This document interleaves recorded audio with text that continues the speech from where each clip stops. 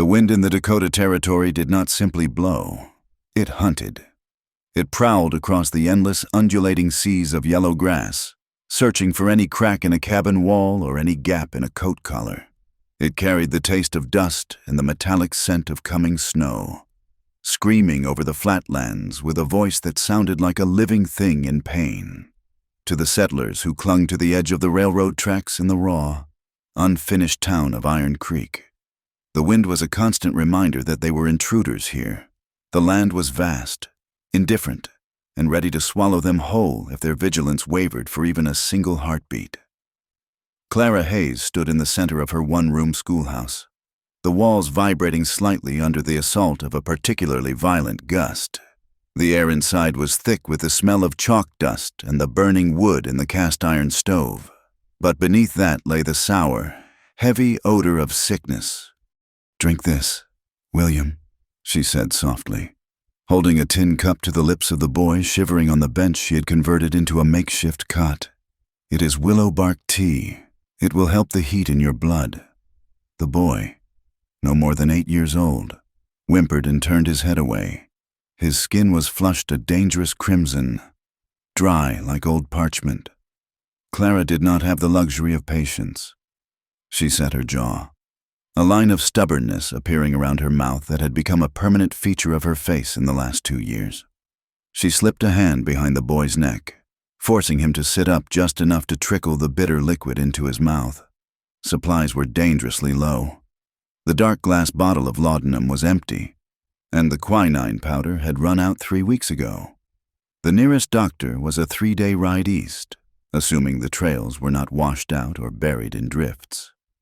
Here, Clara was the doctor, the nurse, the teacher, and the priest. She was 28 years old, but when she caught her reflection in the dark window pane at night, she saw a woman who looked a decade older, her eyes shadowed by a fatigue that the sleep could no longer cure. She wiped William's forehead with a damp rag, her mind drifting involuntarily to Thomas. It was a treacherous habit, remembering. Thomas had died in a winter much like the one threatening to descend now. He had been a man of big dreams and soft hands, a clerk from Ohio who believed the government pamphlets about the abundance of the West. He had dragged Clara out here with promises of a homestead that would rival the great estates of the East. Instead, the West had broken him. It took his strength with the plow. It took his hope with the drought. And finally, it took his life with a fever that burned him out in 48 hours. Clara had buried him herself because the ground was freezing fast and there was no one else to hold the shovel. She remembered the sound of the frozen earth hitting the pine box, a hollow thud that echoed in her nightmares. She had not cried then. She had simply decided that she would never again rely on a man to save her. Survival was a solitary business. Clara checked the fire, adding a precious log to the embers. She could not let the room go cold. The boy's breathing was ragged, a sound like tearing paper. "Rest now," she whispered. "I will not leave you." She sat by the window, looking out at the gray horizon. Dust devils danced on the ridge, swirling columns of grit that rose and fell like ghosts. The town of Iron Creek lay a mile down the rutted road, a collection of unpainted timber buildings that looked as though they had been dropped from the sky by accident. There was the depot, the general store, the saloon, and the livery, all huddling together against the emptiness. It was a place of hard men and tired women, held together by the thin steel ribbon of the railroad and the cattle that were driven up from Texas. It was also a place of hate. Clara had seen the way the ranchers looked toward the north, where the treaty lines were drawn. She had heard the talk in the mercantile, the angry whispers about the Lakota, every missing cow, every brush fire, every mysterious noise in the night was laid at the feet of the people who had lived here long before the first rail was spiked. The fear was palpable, a living current that ran beneath the conversations about weather and grain prices. They hated the Lakota because they feared them, and they feared them because they knew, deep down, that the land was being stolen inch by inch. The door to the schoolhouse rattled, but it was only the wind. Clara rubbed her arms, feeling the chill settle into her bones. She had to go into town later. She needed kerosene and flour, and she had to see if the post had brought the distinctively stamped letter from the territorial governor regarding her teaching stipend. It was late by months. When William's mother finally arrived in a buckboard wagon, wrapped in wool blankets and looking terrified, Clara helped lift the boy into the back. "Keep him warm." "Martha," Clara instructed, her voice firm, "do not let the fire go out tonight. If the fever spikes, use cool cloths on his neck. God bless you, Mrs. Hayes," the woman said, her eyes wet. "I do not know what we would do without you." Clara watched them rattle away into the gray afternoon. She did not feel blessed. She felt hollowed out, a vessel comprised only of duty and grit. She tied her bonnet tight, wrapped her heavy woolen shawl around her shoulders, and locked the schoolhouse door. The walk to town was a battle against the elements. The wind whipped her skirts around her legs and stung her cheeks with grit. By the time she reached the main street of Iron Creek, her face was numb. The town was busy despite the weather. Cowboys from the Double R Ranch were hitching their horses in front of the saloon, their laughter loud and brittle.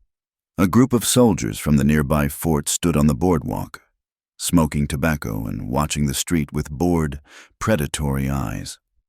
Clara kept her head down, clutching her reticule. She moved toward the general store, eager for the warmth of the pot-bellied stove inside. As she stepped onto the wooden porch, the heavy door swung open, and a man stepped out, nearly colliding with her. He was not a settler. He was tall, with broad shoulders that filled the frame of the doorway. He wore a worn, blue Army-issue coat that was too tight across the chest, the brass buttons tarnished and dull. Beneath it, he wore buckskin leggings and moccasins that made no sound on the wood. His hair was long, black as a raven's wing, and braided neatly on either side of a face that seemed carved from granite. Clara stopped, her breath catching in her throat. She had seen Lakota men before, usually at a distance, riding along the ridges or trading silently at the edge of the fort, but she had never been this close to one. He looked down at her. His eyes were dark, intelligent, and guarded. There was no subservience in his posture, none of the shuffling defeat she saw in the older natives who begged for food near the depot. This man stood with a quiet, terrifying dignity. He held a small sack of cornmeal in one hand.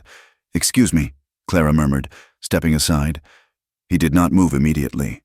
For a second, his gaze held hers. Clara felt a strange, electric shock run through her, a sensation so sudden and sharp it was almost physical. It was not fear. It was something deeper, a recognition she could not name. It was as if the wind had suddenly stopped and the world had gone silent. Then he nodded, a barely perceptible dip of his chin. "Excuse me, ma'am?" he said. His voice was deep, the English heavily accented but clear. He stepped past her, moving with a fluid grace that made the heavy-booted men around them look clumsy. Clara turned to watch him go. He walked toward 3 other Lakota men who were waiting by the water trough, their horses thin and nervous. Clara forced herself to turn away and enter the store. Her heart was hammering against her ribs. She was a widow, a school teacher, a woman of reputation. She had no business staring at a savage. The word tasted sour in her mind as soon as she thought it. Savage. That was what the town called them. But the man in the army coat had not looked like a savage. He had looked like a king in exile. The general store was warm and smelled of coffee beans, leather, and sawdust. Mr. Henderson, the proprietor, was weighing sugar for Mrs. "Gable, the banker's wife.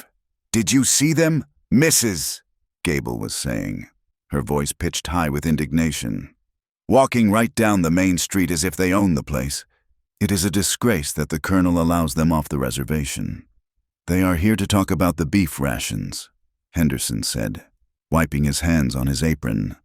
"The delegation claims the government promised 50 head of cattle last month and delivered only 10. They should be grateful for the 10. Mrs. Gable sniffed. "They do nothing but beg and steal. My husband says they are a blight on the territory." Clara moved to the back of the store, feigning interest in a bolt of calico fabric. She felt a flush of heat rise up her neck. She remembered the man's eyes. There had been anger there. Yes, but it was buried deep beneath a layer of iron control. He knew what these people thought of him. He heard the whispers. Clara selected her flour and a tin of kerosene. She placed them on the counter as Mrs. Gable left, the bell above the door jingling cheerfully. "Good afternoon, Mrs. Hayes," Henderson said. He looked tired. "It is going to be a bad night. The barometer is dropping like a stone." "I hope the snow holds off," Clara said. "I have to walk back to the schoolhouse." Henderson frowned. "You should stay in town. The hotel has rooms. I have work to do," Clara said. "And I cannot afford the hotel," as she counted out the coins. 70 cents for the flour, 40 for the kerosene. A shout erupted from the street outside. It was followed by the crash of something breaking and the high, terrified whinny of a horse. Clara and Henderson exchanged a look. Without a word, they hurried to the window. Outside, a crowd was gathering in front of the saloon. In the center of the muddy street, a burly ranch hand named Bates was shoving one of the older Lakota men. Bates was known in Iron Creek for two things: his capacity for whiskey and his vicious temper. He was swaying on his feet, his face purple with rage. "You thieving red devil!" Bates roared, his voice slurring. "I saw you. You were eyeing my mare, thinking about cutting her loose. Were you?" The older Lakota man held his hands up, palms open, shaking his head. He spoke rapidly in his own tongue, looking around for help. Bates shoved him again, harder this time. The old man stumbled back, tripping over his own feet and falling into the mud. The crowd laughed. It was a cruel, ugly sound. "Speak English," Bates shouted, "or are you too stupid to learn?" Suddenly, the tall man from the store cut through the crowd. He moved fast. He stepped between Bates and the fallen elder, his posture shifting from calm to lethal in a fraction of a second. He did not touch Bates, but he stood so close that the ranch hand flinched backward. "He did not touch your horse," the tall man said. His voice carried over the wind. "We are leaving. Stand aside." Bates blinked, surprised by the English and the defiance. He looked at the crowd, sensing he had an audience to perform for. He sneered, his hand dropping to the heavy Colt revolver at his hip. "You calling me a liar, boy?" Bates spat. "I say he was stealing. And in this town, we hang horse thieves." The air in the street seemed to freeze. The soldiers on the boardwalk straightened up but made no move to interfere. They were content to watch the show. Clara pushed open the door of the store and stepped out onto the porch. She did not know why she did it. Every instinct she had screamed at her to stay inside, to stay safe, to look away. But the sight of the old man in the mud and the bully towering over him ignited a spark of fury in her chest that she could not suppress. "I said stand aside," the Lakota man repeated. "We want no trouble. You brought the trouble when you rode in here." Bates snarled. He drew his gun. The metal glinted dull gray in the overcast light. "Stop it." The voice was clear and sharp. It took a moment for Clara to realize it was her own. The crowd turned. Bates looked up, his eyes narrowing. Clara Hayes stood on the edge of the boardwalk, clutching her shawl with white-knuckled hands. She felt exposed, ridiculous, and terrified, but she did not step back. "What did you say, teacher?" Bates asked, a dangerous grin spreading across his face. "I said stop it," Clara said, her voice trembling slightly before she steadied it. "That man did not steal your horse. And how would you know?" Bates challenged. "Because," Clara lied, her heart hammering against her ribs like a trapped bird. "He was with me." Silence descended on the street. It was heavy and absolute. Even the wind seemed to hold its breath. The Lakota man, Chaska, though she did not yet know his name, turned to look at her. His expression was one of profound shock. "With you?" Bates laughed, a harsh bark of sound. "You expect us to believe you were socializing with a buck?" "He was at the schoolhouse," Clara said, forcing the words out. She lifted her chin. "He was moving wood for the stove. I asked him to. He was there until 10 minutes ago. He could not have been near your horse. It was a clumsy lie. Anyone with a mind to check the timeline would know it was impossible." But Clara Hayes was the widow of a respected man, and she was the town schoolteacher. Her word carried a weight that Bates's drunken accusations did not. Bates looked from Clara to the Lakota man and back again. He lowered the gun slowly, his face twisting in disgust. "Well, ain't that something?" he sneered. "The widow Hayes, entertaining guests. I guess we know where your sympathies lie. Lady." He holstered the gun and spat on the ground near the tall man's boots. "Get out of here," Bates muttered, "before I change my mind." The tall Lakota man did not look at Bates. He looked at Clara. For a long moment, across the muddy expanse of the street, they were the only two people in the world. His eyes were searching hers, trying to understand why she had done this, why she had thrown her reputation into the mud to save a stranger. Then he turned, helped the older man to his feet, and spoke a sharp command in his own language. The delegation mounted their horses. As they rode past the general store, the tall man looked at Clara one last time. He gave a single, solemn nod. It was not a smile, but it was an acknowledgement, a debt recorded. Then they were gone, riding out toward the open prairie. Clara was left standing on the boardwalk, shivering uncontrollably. The crowd began to disperse, but the looks they cast her were no longer indifferent. They were cold, suspicious. "Mrs." Gable walked past her without a word, pulling her skirts aside as if Clara were contagious. "You should not have done that. Mrs. Hayes," Henderson said quietly from the doorway. "You have made enemies today." Clara picked up her flour and kerosene. "I could not watch him be shot for nothing," she said. "It was not for nothing." Henderson said, "It was for being Lakota. In this town, that is crime enough." Clara walked home with her head high, but inside, she was crumbling. She felt the eyes of the town on her back, burning like brands. She had crossed a line. She had taken the side of the enemy. By the time she reached the schoolhouse, the sky had turned a bruised purple. The temperature plummeted 20 degrees in the span of an hour. The storm that had been threatening all day finally broke with the violence of a dam bursting. The wind howled like a wounded animal, tearing at the shingles of the roof. Snow did not fall. It was driven sideways, a wall of white that erased the world. Clara barred the door and shoved rags into the cracks of the window frames. She lit the kerosene lamp, the small flame flickering in the draft. She made herself a cup of tea, her hands shaking so badly the cup rattled against the saucer. She sat by the stove, listening to the screaming darkness outside. She thought of the tall man. Where was he? Was he out in this? The thought made her stomach twist. Hours passed. The storm intensified. The cabin groaned under the weight of the wind. Clara dozed in her chair, wrapped in a quilt, her dreams fragmented and anxious. She woke to a sound that was not the wind. It was a frantic, rhythmic banging on the door.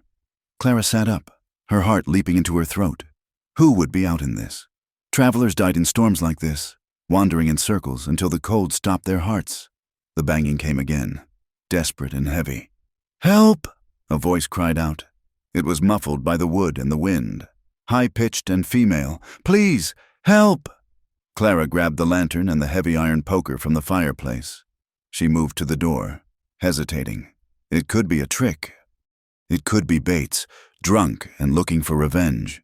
But the voice cried out again, a sound of pure anguish. Clara lifted the bar and pulled the door open. The wind slammed into her, nearly extinguishing the lantern. Snow swirled into the room.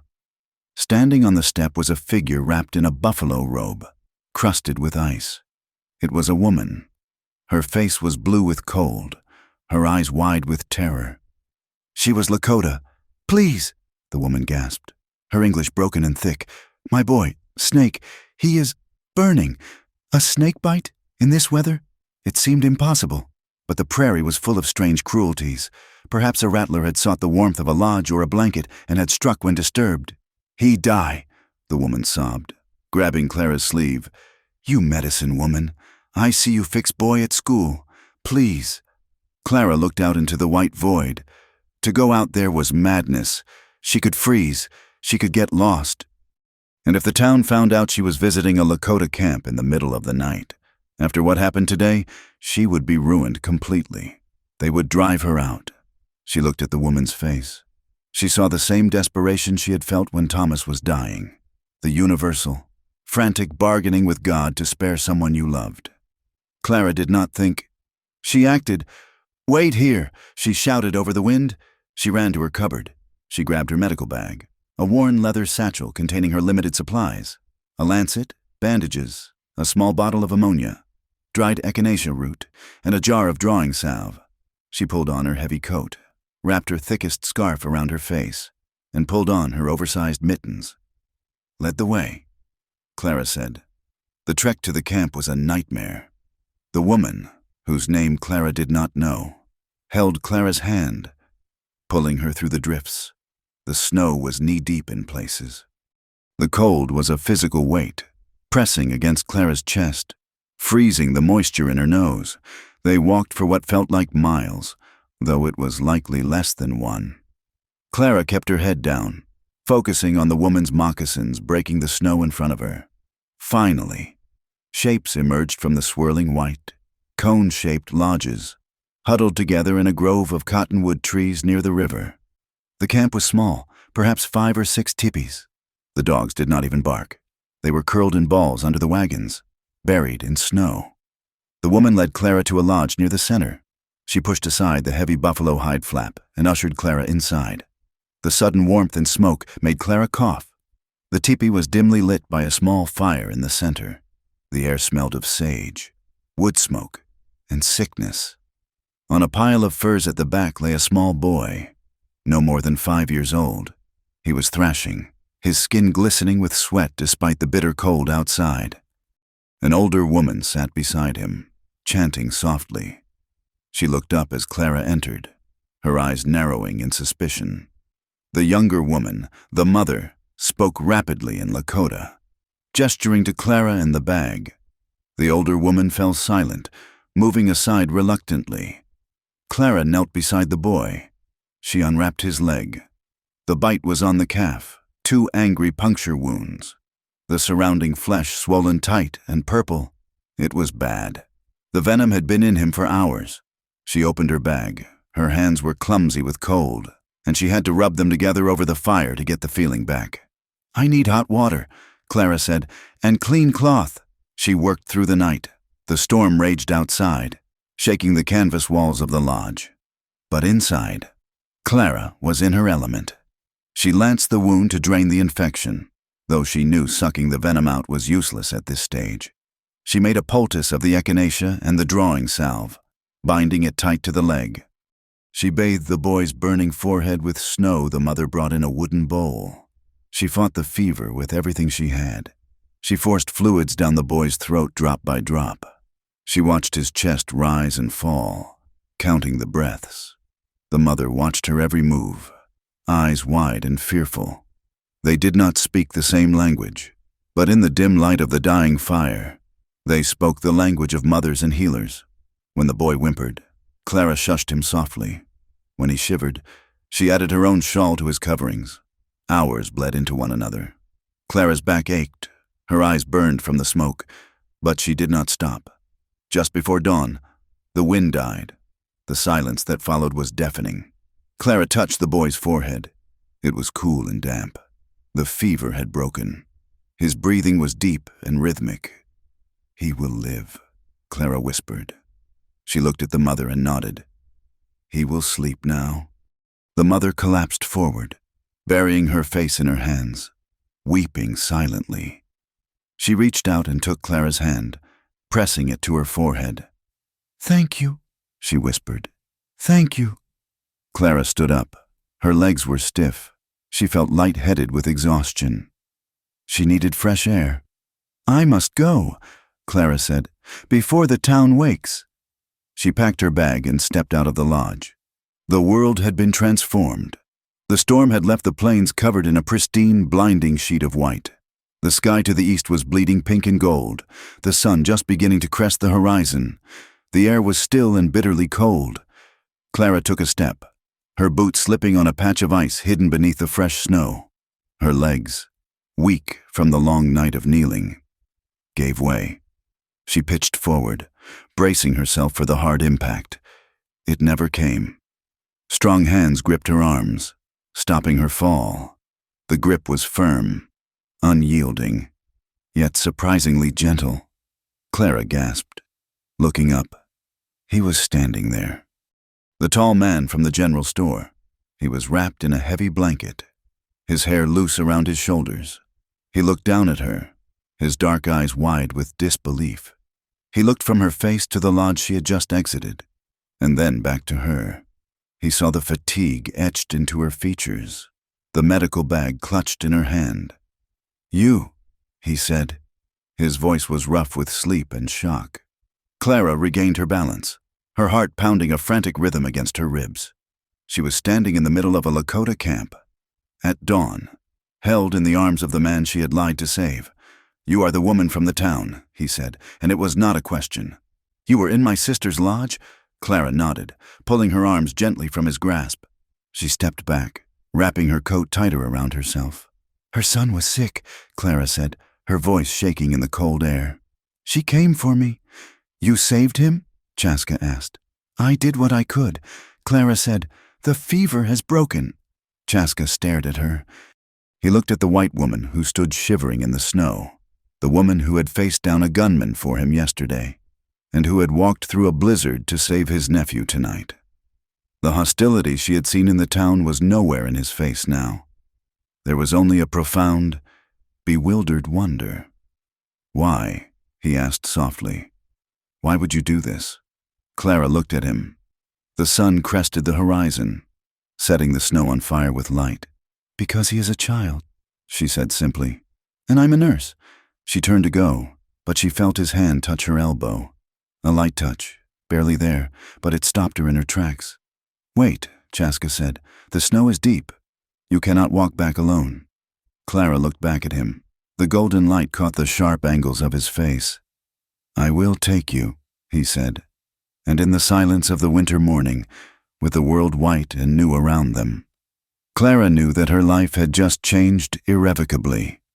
She had walked into the storm to save a child, but standing there looking into his dark eyes, she wondered if she was the one who was about to be saved. The morning sun did not bring warmth. It brought only a ruthless, illuminating clarity. As the gray light washed over the snow-covered plains, the Lakota camp was revealed not as a place of mystic shadow, as it had seemed in the storm, but as a collection of stark, desperate realities. Clara stood by the dying fire outside the lodge, her breath pluming in the frigid air. In the daylight, the poverty of the camp was impossible to ignore. The horses tethered near the river were rib-sprung and gaunt, pawing listlessly at the frozen ground for grass that was not there. The tipis were patched with mismatched scraps of canvas and hide, offering only thin protection against a wind that could freeze a man's blood in minutes. Old men sat wrapped in threadbare army blankets, their faces weathered into maps of deep gullies and ridges, watching her with eyes that held no hostility, only a profound, exhausted wariness. Children, too quiet for the morning, huddled together for warmth, their small limbs sticking out from coverings that were far too thin for a Dakota winter. This was not a war party. This was a remnant. It was a people being squeezed by an invisible hand, pushed onto land that shrank with every passing season, waiting for rations that the government agents promised but rarely delivered. Clara felt a flush of shame burn through her, hotter than the fire. She was a part of the world that had done this. She taught from books that spoke of manifest destiny and the march of civilization. But here, civilization looked like starvation. A movement to her right made her turn. The tall man, Chaska, stepped out of his sister's lodge. He had shed the blanket and wore his worn blue coat again, buttoned to the chin against the cold. He looked at the camp, his expression unreadable. Before turning his gaze to her, he approached her slowly, his boots crunching softly on the snow. He stopped a respectable distance away, removing his hat. "Wopila tanka," he said. The words were low and resonant. Clara looked at him, uncertain. "It means big thanks," Chaska translated. his English formal and precise, as if he were choosing each word from a limited, precious supply. "You saved him. My nephew." Clara looked back at the lodge where the boy slept. "Your nephew?" she asked. "Yes," Chaska said. "The woman is Winona. My sister. Her husband was killed 2 winters ago. The boy is all she has." Clara felt the weight of the night shift and settle onto her shoulders. She had not just saved a random child. She had saved the kin of the man who had intervened for her in town. The threads of their lives were knotting together in ways she had not anticipated. "I am glad I could help," Clara said, her voice raspy from the smoke and lack of sleep. The venom was deep, but he is strong. He needs rest and food. "Food," Chaska repeated. The word hung in the air, heavy with implication. He looked away, toward the gaunt horses. "We will do what we can."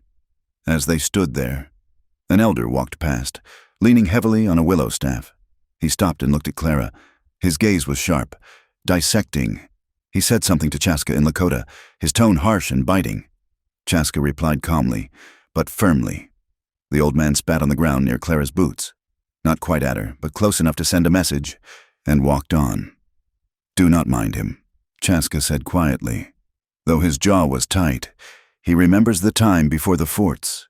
He sees a white woman, and he sees the end of things. "I understand," Clara said. Though the hostility stung, she pulled her shawl tighter. "I should go. The town will be waking up."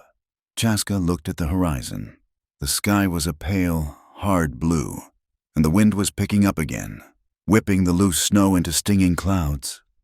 "You cannot walk," he said. "The drifts are deep in the hollows. The wind is turning. It will cover your tracks and you will lose the road." "I walked here," Clara countered, though the thought of trudging back through the knee-deep snow made her legs tremble. "You walked with the storm at your back," Chaska said. "Now you face it. I will take you." It was not an offer. It was a statement of fact. Clara looked at him, about to argue, about to mention propriety and what people would say, but then she looked at the endless expanse of white between here and Iron Creek. She was exhausted, hungry, and cold. Pride would not keep her warm, and it certainly would not keep her alive. "Thank you," she said stiffly. Chaska nodded. He went to the line of horses and untied a spotted mare that looked slightly sturdier than the others. He threw a blanket over its back. He had no saddle and led it to her. He mounted first, swinging up with an easy grace, and then reached a hand down to her. Clara hesitated for only a second before taking it. His grip was iron hard, pulling her up behind him. "Hold on to the waist," he instructed. Clara wrapped her arms tentatively around his midsection, feeling the rough wool of the army coat and the solid warmth of the man beneath it. It was improper. It was scandalous. If Mrs. Gable or the Reverend could see her now, pressed against a Lakota warrior on a saddleless horse, they would likely faint. But as Chaska urged the horse forward and they moved out of the shelter of the trees, the wind hit them with the force of a physical blow, and Clara forgot about propriety. She buried her face in the back of his coat, clinging to him not out of affection, but out of a desperate need for anchor in a world that was trying to blow her away. The ride back was a blur of white and cold. The horse plodded through the drifts, its breath steaming in rhythm with its steps. The silence of the prairie was vast, broken only by the wind and the crunch of hooves. After a mile, the wind died down slightly, allowing them to speak without shouting. "You have a name?" Chaska asked, not turning his head. "Clara," she said against his coat. "Clara Hayes. Clara." He tested the sound of it. "I am Chaska. I know," she said. "I heard your sister say it." They rode in silence for another few minutes. The town of Iron Creek was still hidden behind the rise of the land. "Why do you live alone?" "Clara Hayes?" Chaska asked. "It is hard for a woman alone in this country." "I am a widow," Clara answered. "My husband died last winter." "I'm sorry," Chaska said. "The fever?" "Yes," Clara said, "and stubbornness. He wanted to farm land that did not want to be farmed. We came west for a new life. We found this. The land does not care what we want," Chaska said. "The land only is, We must learn to live with it, or it breaks us. Is that why you work for the army? Clara asked, the question slipping out before she could check it. You interpret for the soldiers. She felt his back stiffen slightly. I work for my people, Chaska said, his voice hard. The soldiers speak with forked tongues. They say one thing and write another on the paper. If I am not there to tell the chiefs what the paper really says, they will sign away the sky and the water and think they are trading for blankets. But they hate you for it, Clara said softly. Both sides. The soldiers do not trust you, and your people. My people know I walk in two worlds so they can live in one, Chaska said. It is a lonely path, but someone must walk it. Clara tightened her grip on his coat. She understood loneliness. She understood the burden of doing what was necessary, even when it scraped you raw. I never wanted to be a teacher, she admitted, her voice barely audible over the wind. I wanted to be a mother, but Thomas died, and the money ran out, and the town needed someone to teach the children to read. So I stayed. I stayed because I had nowhere else to go. We are both caught in traps we did not set, Chaska said. The intimacy of the confession hung between them, suspended in the cold air. They were two outcasts sharing a horse in the middle of a frozen ocean, bound by a strange, fragile understanding. As the buildings of Iron Creek came into view, gray smudges against the white snow, the reality of the world returned. Chaska slowed the horse. We must stop here, he said, pulling up near a cluster of scrub oak a quarter mile from the first house. If we ride in together, they will say things, bad things, about you. Clara slid down from the horse. Her legs were numb, and she stumbled slightly upon hitting the ground. Chaska remained mounted, looking down at her. You are a brave woman, Clara Hayes, he said. And you are a good man, Chaska, she replied, looking up at him. No matter what they say. He held her gaze for a long moment, his dark eyes intense. Then he turned the horse and kicked it into a gallop, disappearing back into the whiteness from which they had come. Clara brushed the snow from her skirt and began the long walk into town. She thought she was unobserved, but as she passed the perimeter fence of the Miller Ranch, she saw a curtain twitch in the main house. Mrs. Miller's face appeared, pale and sharp behind the glass. Clara kept walking, her chin high, but she felt the gaze like a physical touch, slimy and cold. The seeds had been planted. The retribution was quiet, cowardly, and inevitable. 3 days later, Clara arrived at the schoolhouse to find the morning sun streaming through a jagged hole in the front window. A rock, the size of a man's fist, lay in the center of the room amidst a spray of shattered glass. Clara stood in the doorway, her hand gripping the latch. The cold air poured into the room, chilling it, but it was not the broken window that made her stomach turn. It was the writing on the whitewashed wall behind her desk. Someone had taken a piece of charcoal and scrawled a single, hateful slur in crude, jagged letters. Indian lover. Clara stared at the words. She felt a rush of blood to her face, a mix of humiliation and a white-hot anger that made her hands shake. They did not have the courage to say it to her face.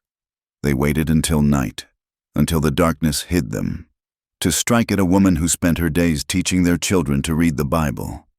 She dropped her books and marched to the bucket of water in the corner. She grabbed a rag and the bar of lye soap. She scrubbed the wall with a ferocity that tore the skin of her knuckles. She scrubbed until the charcoal was gone, until the whitewash was gray and the wood beneath was raw. She scrubbed until she was panting, tears of rage pricking her eyes. She would not tell anyone. If she went to the sheriff, he would shrug. If she went to the reverend, he would tell her to be more careful with her associations. They would tell her she brought this on herself. They would tell her to stay in her place.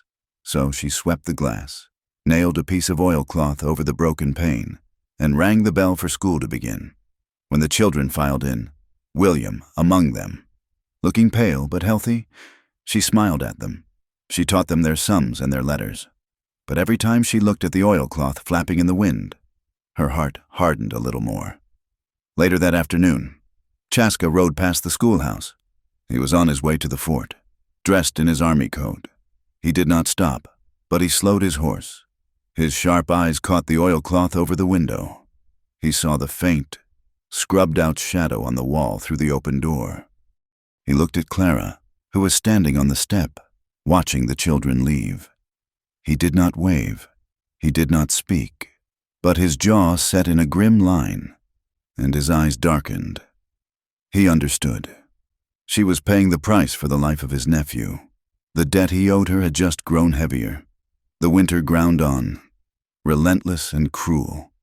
The snow piled high against the buildings, turning the streets into tunnels, and with the deep cold came the sickness. It started at the fort. A recruit from the east brought it with him. The fever, the headache, the terrifying rash, smallpox. The word was whispered with dread in the mercantile and the saloon.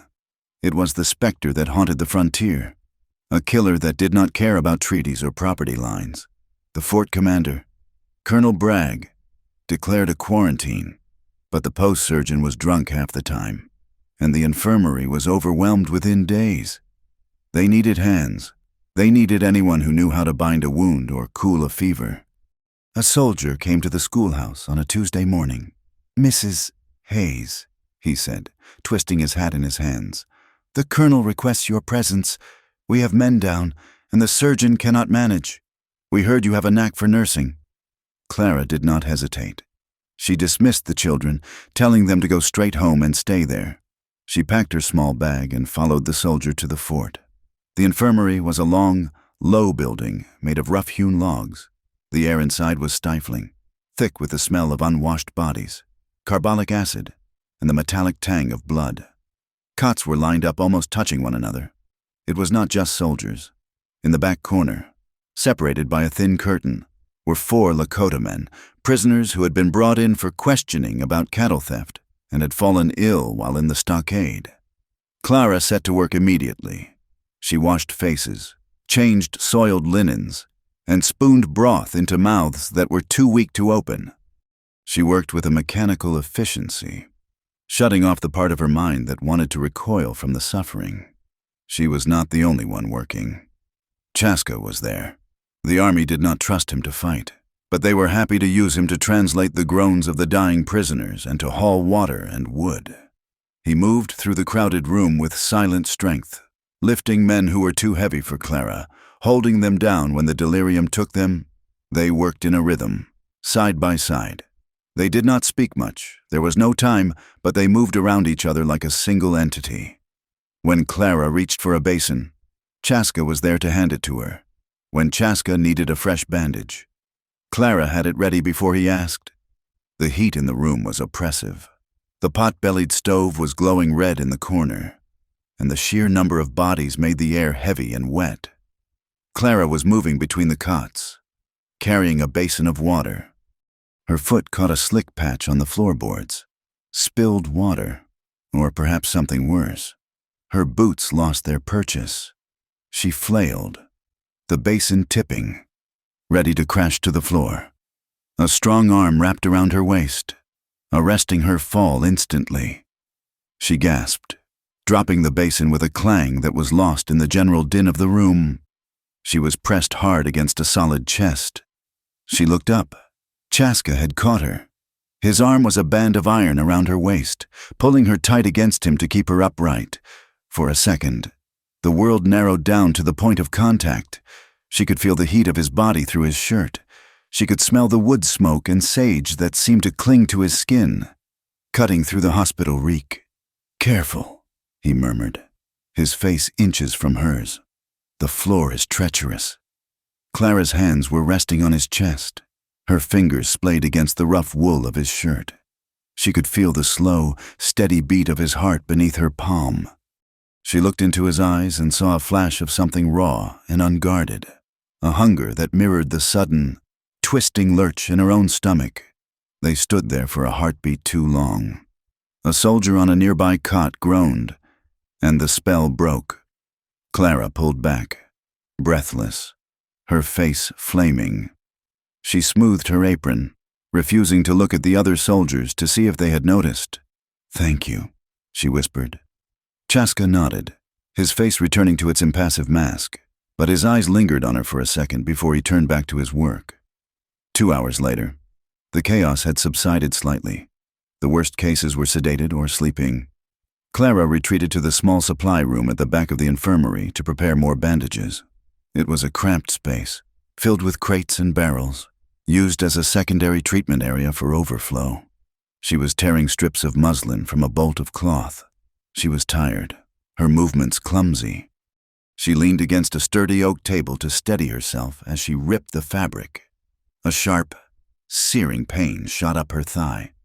Clara cried out, stumbling back. She looked down.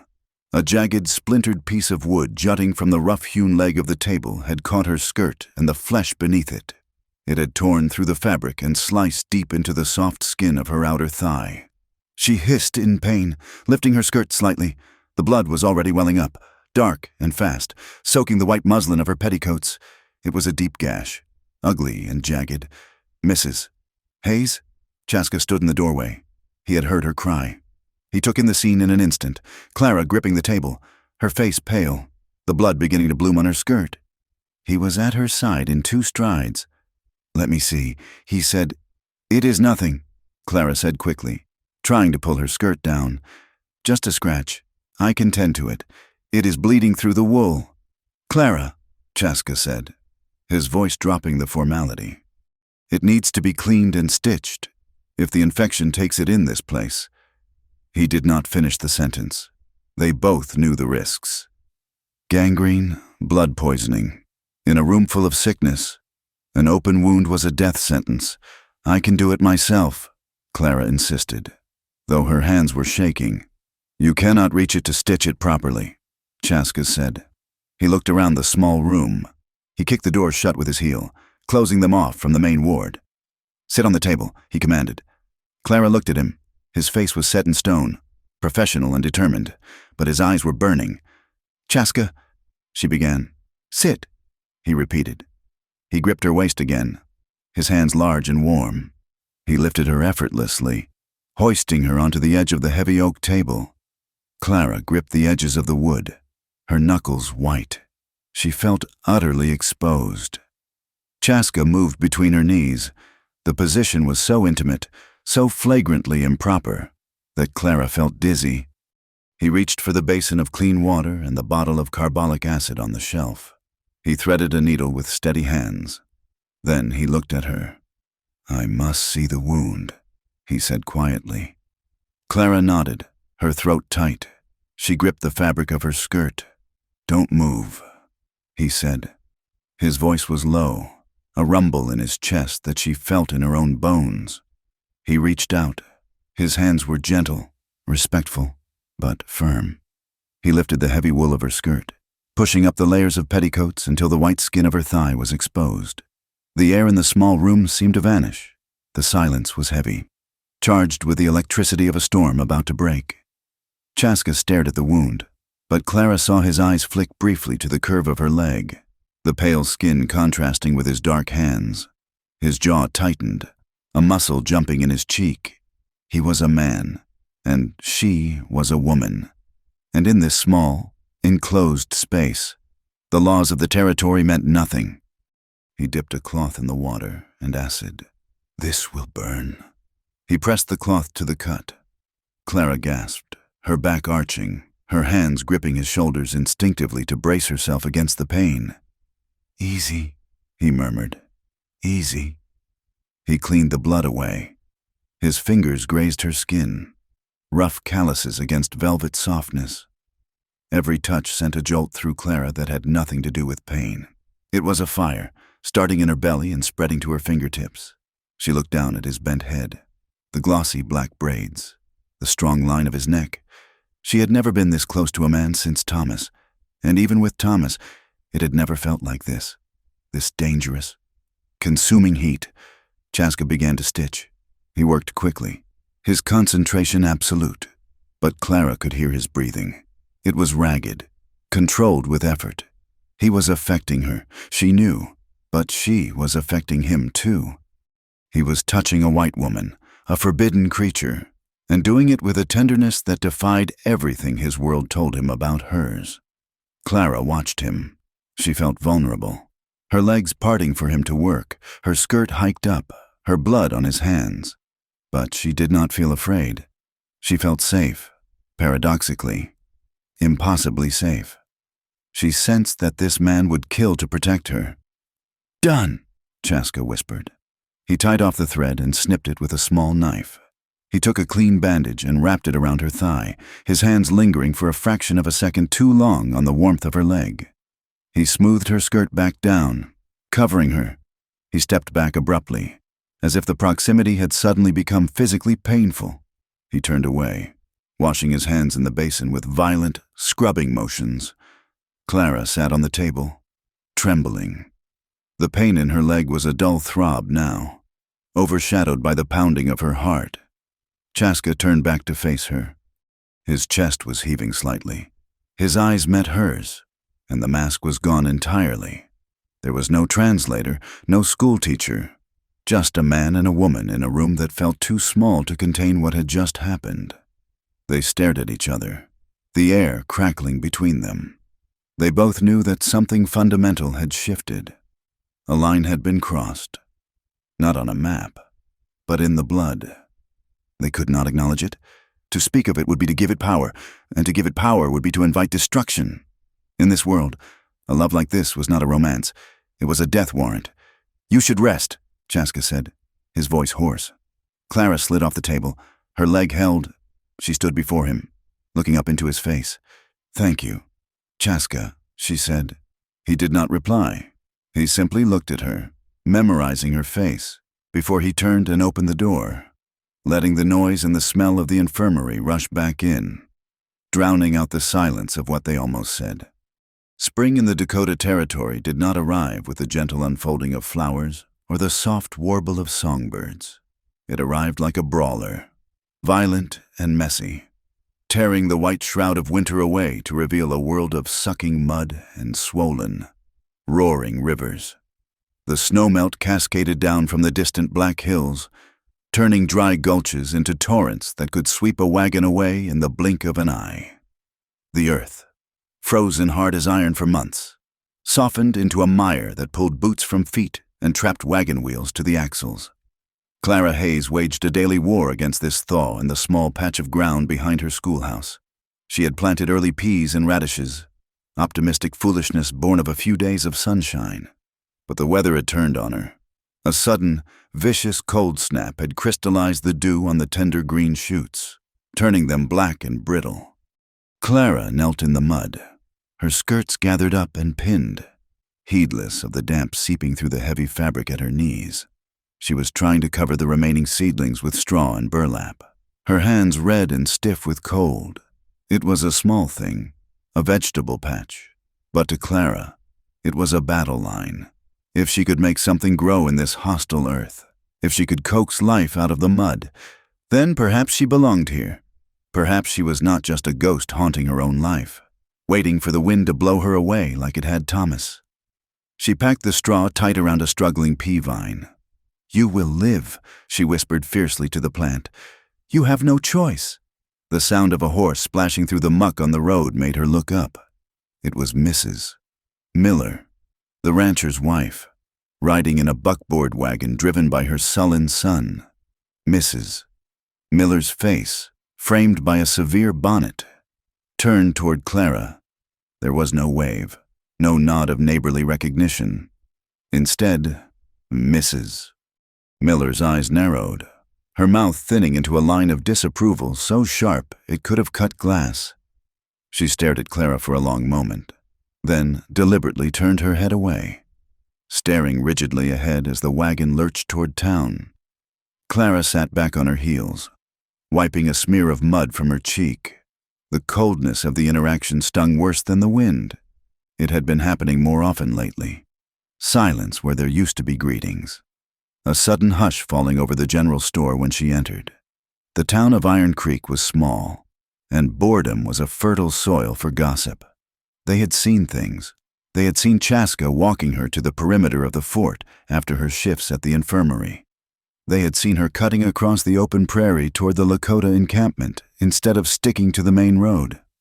Small moments, innocent in their intent but damning in their appearance, had been stitched together into a tapestry of scandal. Clara stood up, brushing the dirt from her apron. She would not let them shame her. She had saved a child. She had nursed the sick.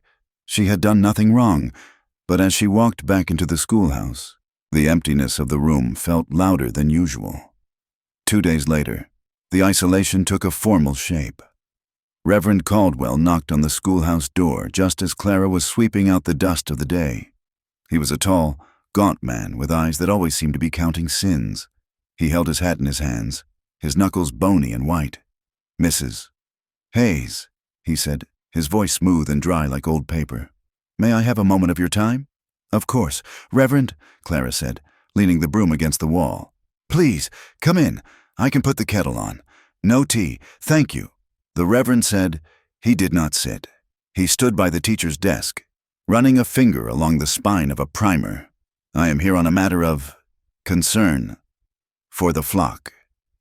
Clara folded her hands in front of her. "I am listening." "It has come to the attention of the church elders," he began, choosing his words with surgical care, "that you have been spending a significant amount of time in the company of the natives, specifically one of the men who works for the army." Clara kept her chin high. "You mean Chaska? He is the translator for the fort. We worked together during the smallpox outbreak, as you know." "Yes, the outbreak," Caldwell said, dismissing the heroism of those weeks with a wave of his hand. "That was a necessity.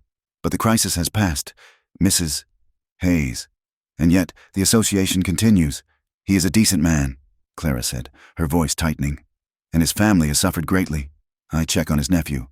The boy I treated. It is not about decency, Mrs. Hayes," Caldwell said, his voice dropping to a tone of conspiratorial warning. "It is about order. It is about the natural separation of things. You are a white woman, a widow of good standing. You are the example to the children of this town. When they see you mingling with a savage, it confuses them. It disturbs the moral compass of the community." "He is not a savage," Clara said, the anger flaring in her chest. Caldwell's eyes snapped to hers, hard and cold. "He is a heathen, Mrs. Hayes. He does not know God, and more importantly, he is not of your blood. People are talking. They are saying that perhaps you have forgotten who you are. They are saying that perhaps you are not fit to guide the minds of their children if you cannot guide your own conduct." The threat hung in the air, naked and ugly. It was not just social isolation he was threatening, it was her livelihood. Without the school, she would starve. "I have done nothing immoral." "Reverend," Clara said, her voice shaking slightly. "Appearances are everything." "Clara," he said, using her first name to emphasize his authority. "Scriptural law warns us not to be unequally yoked. I suggest you reflect on that. If you continue on this path, you may find that the town can no longer support you. We protect our own, but we must know that you are, indeed, one of our own." He placed his hat on his head and walked out, leaving the door open to the gray, damp afternoon. Clara stood frozen, her heart hammering against her ribs. She felt trapped. The town was closing ranks, pushing her out toward the edge of the world.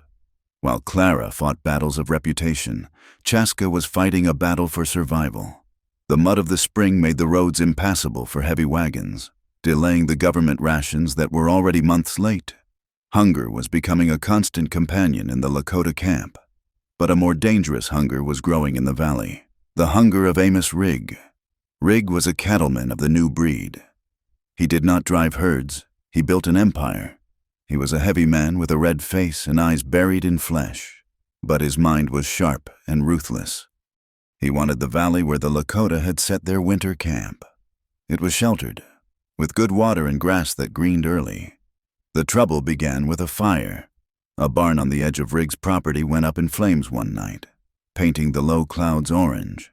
By morning, Rigg was in the town saloon, buying drinks and loudly proclaiming that he had seen 3 Lakota braves riding away from the blaze. "They are burning us out," Rigg shouted, slamming a fist onto the bar. "They want to drive us off so they can steal the stock. I say we don't wait for the army to file a report. I say we defend what is ours." Chaska heard the talk when he went to the fort to translate for the weekly briefing. He stood in the corner of the colonel's office, invisible until called upon.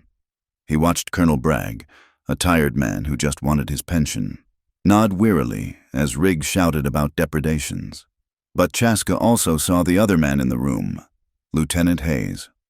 The lieutenant was no relation to Clara, though they shared a name common enough in the East. He was young, ambitious, and possessed a cruelty that sat just beneath his polished manners like a coiled snake.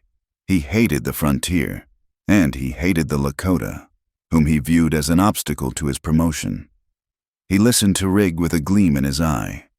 Chaska knew, with the instinct of a man who had hunted wolves, that the fire was a lie. Riggs had burned his own barn. It was an old structure, rotting and empty. It was a small price to pay for a pretext to call in the cavalry. That evening, Chaska rode to the schoolhouse. He told himself he was going to ask Clara for more willow bark for his sister, who was suffering from joint pain in the damp weather. But as he tied his horse to the rail, he knew that was only half the truth. He needed to see her. He needed to look at someone who did not see him as a tool or a target. Clara opened the door before he could knock. She looked tired, circles of purple shadowing her eyes. "Chaska," she said, stepping back to let him in. "You should not be here. The Reverend was here. They are watching." "I will not stay long," Chaska said, remaining near the door. The air in the room was warm and smelled of chalk and dried herbs. It smelled of her. "I came for the willow bark. For Winona." Clara moved to her cupboard, her movements jerky with tension. She began filling a small sack. "You look burdened," she said, not turning around. "Your shoulders are carrying the sky today." Chaska watched her back. He wanted to tell her everything. He wanted to cross the room and rest his forehead against hers, but he stayed where he was. "It is the spring," he said. "It is a hard time." Clara turned, holding the sack. She looked at him, her gaze piercing through his evasion. "Do not lie to me, Chaska," she said softly. "I heard about the fire at Riggs' ranch. I heard what they are saying in town. They are blaming your people." "It is a lie," Chaska said, the bitterness spilling out. "Riggs burned it himself. I found tracks near the creek that crossed back toward his bunkhouse. Shod horses. My people do not shoe their ponies." "You must tell the colonel," Clara said, stepping closer. "The colonel listens to the wind that blows the loudest." Chaska said, "And right now, Riggs is screaming, and he has found an ally." "The lieutenant. Lieutenant Hayes?" Clara asked. Chaska nodded. "He is a man who wants war. He thinks a victory against hostiles will send him back to Washington with a medal. He and Riggs are weaving a net. They will use the fear of an uprising to justify a raid. They want the valley, and they want to break us." Clara's face went pale. "A raid? But there are women and children there. Old people. They do not care." Chaska said, "To them, we are not people. We are a problem to be solved with lead." "I will speak to the colonel," Clara said, a fierce light igniting in her eyes. "I will tell him what you found. I will tell him Riggs is a liar." "No!" Chaska's voice was sharp, startling them both. He took a step forward, his hand raising as if to stop her physically. "You must not—" "Why?" Clara demanded. "Because I am a woman? Because you are already in danger," Chaska said, his voice dropping to an intense whisper. "If you speak for us now, after the gossip, after the window was broken, they will say you have turned traitor. They will say I have bewitched you. It will not help my people, and it will destroy you. The lieutenant hates me. Clara, if he thinks you are my ally, he will use you to hurt me." Clara stared at him, the reality of his words sinking in. She saw the fear in his eyes, not fear for himself, but fear for her. "So we do nothing?" she asked, her voice trembling. "We wait for them to come?" "We wait," Chaska said. "I will watch. I will try to keep the young men from doing anything foolish that Riggs can use as an excuse. We must be stone. We must endure." He took the sack of bark from her hand. His fingers brushed hers, warm and rough. The contact sent a jolt through him that almost made him drop the bag. "Stay safe. Clara Hayes," he said. He turned and left, disappearing into the gray twilight. But Clara could not be stone. She was water, pliable, perhaps, but persistent. She could not march into the colonel's office, but she could listen. In the days that followed, Clara became a ghost in her own town. She went to the general store and lingered over the dry goods, her ears straining to catch the conversations of the ranch hands near the stove. She sewed near her open window when the soldiers rode past, listening to their banter. She learned small things. She heard a drunken drover from Riggs' outfit brag about lighting up the night. She noted which supplies were being loaded onto the army wagons, extra ammunition, field rations. She kept a small journal hidden under her mattress, recording dates, times, and names. It was a fragile shield against the coming violence, but it was the only one she had. A week later, on a Saturday when the school was closed, Clara walked out to the Lakota camp. She took the long way, following the creek bed to stay out of sight of the road. She told herself she was going to check on the boy's leg, but the pull in her chest was for the uncle, not the nephew. The camp was quiet. The mud was drying in patches, leaving cracked, brown earth. Chaska was sitting near the river, repairing a bridle. He saw her coming and rose, his face softening in a way that made Clara's breath catch. He did not scold her for coming. He seemed to accept that she was as stubborn as the land itself. "Come," he said, after she had checked the boy and left a jar of honey for the family. "I will show you something." He led her away from the camp, out onto the open prairie. The grass was beginning to turn green at the roots. The sky was a vast, tumbling ocean of clouds. He stopped at a patch of mud near a buffalo wallow. "What do you see?" he asked. Clara looked.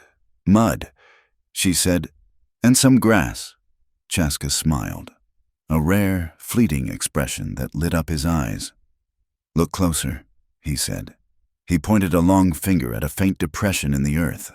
"A coyote passed here 2 hours ago," he said. "He was limping on his left front leg.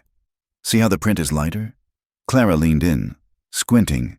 She saw it then, the subtle difference in depth.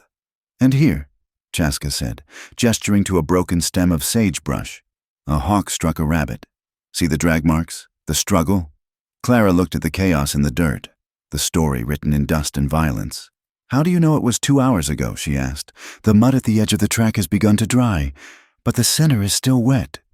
Chaska explained. "If it were fresh, the water would still be seeping. If it were old, the edges would be crumbling." He looked at her, and his voice took on a deeper resonance. "The land speaks, Clara. It tells us everything, if we are quiet enough to listen.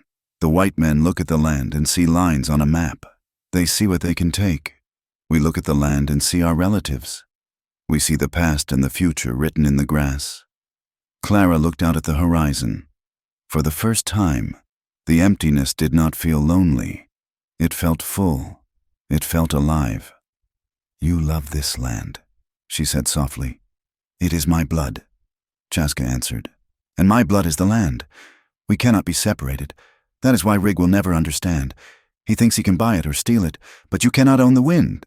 He looked at her, and the intensity of his gaze stripped away her defenses. "You are beginning to hear it too," he said. "I see it in your eyes. You are not just a visitor anymore." Clara felt a lump in her throat. She wanted to belong, not to the town with its rigid rules and cruel whispers, but to this vast, honest, breathing world he was showing her. The sky, which had been threatening all afternoon, suddenly darkened.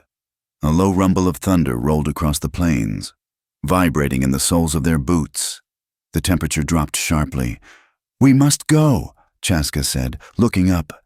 "It will be a bad one." They hurried back toward the town. The rain began as they reached the schoolhouse. Huge, heavy drops that exploded in the dust. By the time they got the door open, the heavens opened up. They tumbled inside, breathless and wet. The rain hammered on the roof with a deafening roar. The world outside disappeared, reduced to a wall of gray water. Clara lit a candle. The small flame flickered, casting long, dancing shadows on the walls. The schoolhouse felt like a ship at sea, isolated and fragile. They stood by the stove, shivering slightly. The air was charged, heavy with the ozone of the storm and the proximity of their bodies. "You cannot ride back in this," Clara said, wringing out the hem of her skirt. "You will have to wait it out." Chaska nodded. He took off his wet coat and hung it by the door. He stood in his shirt and vest, looking larger than usual in the small room. They sat on the benches near the stove. The thunder shook the floorboards to fill the silence, to drown out the storm and the pounding of their own hearts. They began to speak. They spoke not of the danger or the gossip, but of the things that came before. Chaska spoke of his childhood. He told her of the summer buffalo hunts, the earth shaking under 10,000 hooves. He told her of the sun dance, the sacrifice, and the ecstasy. "I had a brother," he said quietly, staring at the candle flame. "His name was Maddo. He was faster than me, stronger." He laughed more. "What happened to him?" Clara asked. "Soldiers," Chaska said, "near the Powder River. He was bringing horses back to camp. They said he was stealing them. He was not. They shot him in the back." Clara reached out, her hand hovering over his arm before she let it drop to the bench. "I am so sorry." Chaska looked at her. "I hated all white people for a long time. I wanted to kill them all, but hate is a poison you drink yourself, hoping the other person dies. It did not bring Maddo back." Clara looked down at her hands. "My father was a gentleman," she said. "He owned a general store in Ohio. He never raised his voice, but he bought land speculation bonds. He invested in the railroad. He cheered when the news came of new territories opening up." She looked up at Chaska, her eyes wet. "I am here because of men like my father. I am here because we wanted what was yours. Every bite of food I eat, every log in this wall, it is stolen. I feel the guilt of it every day. I look at you, and I feel like a thief." Chaska reached out then. He covered her hand with his own. His skin was dark against her pale fingers. "You are not a thief, Clara," he said firmly. "You are just a leaf on the river. Like me, we go where the current takes us. You did not choose where you were born. You choose only how you live now, and you live with honor." The touch of his hand was electric. Clara looked up at him, the candlelight reflected in his dark eyes, which were filled with a sorrow and a tenderness that broke her heart. The storm raged outside, a chaotic fury, but inside, the silence deepened. The air grew thick. Clara could feel the heat radiating from him. She could see the pulse beating in the hollow of his throat. She did not pull her hand away. Instead, she turned it, interlacing her fingers with his. "Chaska," she whispered. He leaned in. The movement was slow, a question asked in the space between them. Clara did not retreat. She leaned forward to meet him. Their lips touched tentatively at first, a brush of softness, a testing of the impossible. Then, a groan vibrated in Chaska's chest, low and hungry. He shifted, his other hand coming up to cup her face, his thumb tracing the line of her jaw. The kiss deepened, breaking open like a dam. It was desperate. It was the taste of rain and wood smoke and months of denied longing. Clara's hands found the front of his shirt, gripping the fabric to pull him closer. Chaska's arm went around her waist, pulling her against him until there was no air left between them. For a moment, there was no town, no rig, no army, no difference of blood or history. There was only this, the frantic, terrifying, beautiful collision of two lonely souls. Then, the reality crashed back in. Chaska tore his mouth away, gasping for air. He pulled back, his chest heaving. He looked at her, his eyes wide, the pupils blown black. His hand was still on her face, his fingers trembling. "No," he whispered. His voice was rough, shredded by desire and fear. "No, we cannot." Clara reached for him, her body aching with the sudden loss of contact. "Why?" "Because," Chaska said, pulling his hand away as if her skin burned him. "If they find out, if they know." "They will destroy you. Clara, they will burn this school. They will run you out into the wilderness." "I don't care," Clara said, and she meant it. In that moment, She would have burned the world down to feel his mouth on hers again. "I care," Chaska said fiercely. He stood up, putting distance between them. "I cannot be the reason you lose everything. And if they find me with you, like this, they will not just jail me. They will hang me from the cottonwood by the river." The brutal truth of his words hit Clara like a slap. She slumped back on the bench, bringing her fingers to her lips, which still tingled with the memory of him. Chaska walked to the window, staring out at the rain-lashed darkness. He stood with his back to her, rigid and tense. "We must be careful," he said, his voice flat and hard, rebuilding the walls he had just torn down. "We must never do that again." Clara looked at his broad back. She knew he was right. She knew the danger was lethal. But as she listened to the thunder roll away into the distance, she knew something else. Too, they had crossed the line, and no matter what he said, no matter how high they built the walls, they could never go back to being strangers. The storm had passed, but the lightning had already struck. The summer of the late 1870s descended upon the Dakota Territory like a judgment. The gentle green of the spring vanished, replaced by a brown, brittle landscape that crunched underfoot. The sun was a white-hot coin pressed against the sky, bleaching the color from the earth and shimmering in waves of heat off the horizon. Dust was everywhere. It sifted through the cracks in the window frames, coated the leaves of the cottonwood trees in gray powder, and gritted between the teeth of every man, woman, and child in Iron Creek. Tempers in the town rose with the mercury. Men fought over seats in the saloon. Horses snapped at their tethers, and the unease that had been simmering all winter began to boil. Amos Rigg fanned the flames. The cattleman rode into town on a Tuesday, his face red and sweating. His horse lathered despite the slow pace. He marched straight to the fort, demanding an audience with Colonel Bragg. 30 head, Rigg bellowed, his voice carrying through the open windows of the commander's office to where Chaska stood in the dusty courtyard. 30 head of prime beef, gone in the night. And I know who took them. Chaska stiffened. He was repairing a stirrup leather for one of the cavalry mounts, a menial task assigned to keep him busy. He listened as Rigg spun his tale.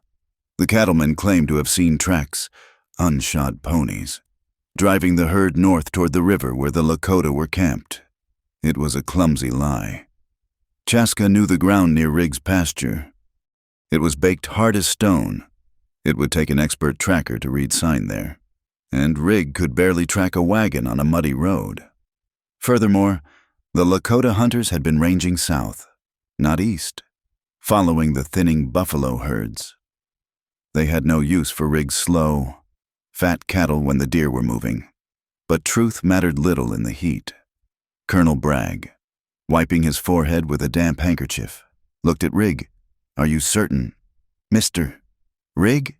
This is a serious accusation. To move against the camp requires justification. I saw what I saw. Colonel, Rigg insisted. And if the army will not protect the taxpayers of this territory, then perhaps we will have to protect ourselves. I have 20 men ready to ride." It was a threat, veiled but clear. If the army did not act, there would be a vigilante war. Bragg, fearing a bloodbath that would look bad in his reports to Washington, capitulated. "We will conduct a search," Bragg said wearily. "If we find the cattle, or evidence of them, we will make arrests." Chaska dropped the stirrup leather. He walked to the door of the office. "Colonel," Chaska said, his voice steady despite the pounding of his heart, "let me ride ahead. Let me speak to the elders. If there are cattle there, which I do not believe, I will bring them back. Do not send the soldiers in force. It will cause panic." Lieutenant Hayes, who had been leaning against the wall cleaning his fingernails with a knife, looked up. He smiled, a cold, thin expression. "Send the fox to warn the henhouse?" Hayes asked. "I think not. You will ride with us. Translator, we need you to tell them to surrender the stolen property, or to tell them to say their prayers." The order was given. A detachment of 40 men, heavily armed, would ride at dawn. It was called a search operation, but every man checking his carbine knew it was a raid. News traveled fast in a small town. Clara Hayes heard it at the mercantile while buying cornmeal. The gossip was vicious and excited. Mrs. Miller was telling anyone who would listen that Rig was finally going to clean out the nest of vipers by the river. Clara felt a cold knot of dread tighten in her stomach. She left her basket on the counter and walked out into the blinding sunlight. She had to do something. She could not ride to the camp. She had no horse of her own, and to rent one now would arouse too much suspicion. She saw Lieutenant Hayes coming out of the barber shop, smelling of bay rum and confidence. He adjusted his hat, checking his reflection in the window. "Lieutenant," Clara called out, hurrying across the dusty street. Hayes turned, his expression shifting from vanity to a mocking politeness. "Ah, the other Mrs. Hayes. To what do I owe the pleasure?" "I heard about the operation," Clara said, breathless. "Lieutenant, you must listen. This is a mistake. The Lakota are starving." "They have not taken the cattle. I was there 3 days ago to bring medicine. There is no beef in that camp." Hayes laughed softly, dusting a speck of lint from his sleeve. "You were there." "Were you?" he said, his voice dropping to a sneer. "You spend a great deal of time with our red brothers, don't you, Clara? Some might say too much time." "I am telling you the truth," Clara said, ignoring the insult. "Rig is lying. He wants that valley for grazing. If you go in there with guns, innocent people will die." "Innocent?" Hayes raised an eyebrow. "They are savages, my dear. They understand only force. And frankly, your sentimentalism is becoming tiresome. It is one thing to play nursemaid to a sick child. It is another to interfere in military matters." He stepped closer, invading her personal space. "Go back to your schoolhouse. Clara, teach the alphabet, sew a quilt, leave the fighting to the men, and take a piece of advice. Stop worrying about the Indian. It makes people wonder where your loyalties lie. And in times like these, loyalty is everything." He tipped his hat and walked away, his spurs jingling in the dust. Clara stood there, trembling with rage and helplessness. She watched him mount his horse and ride toward the fort. She realized then that the cruelty was not accidental. It was the point.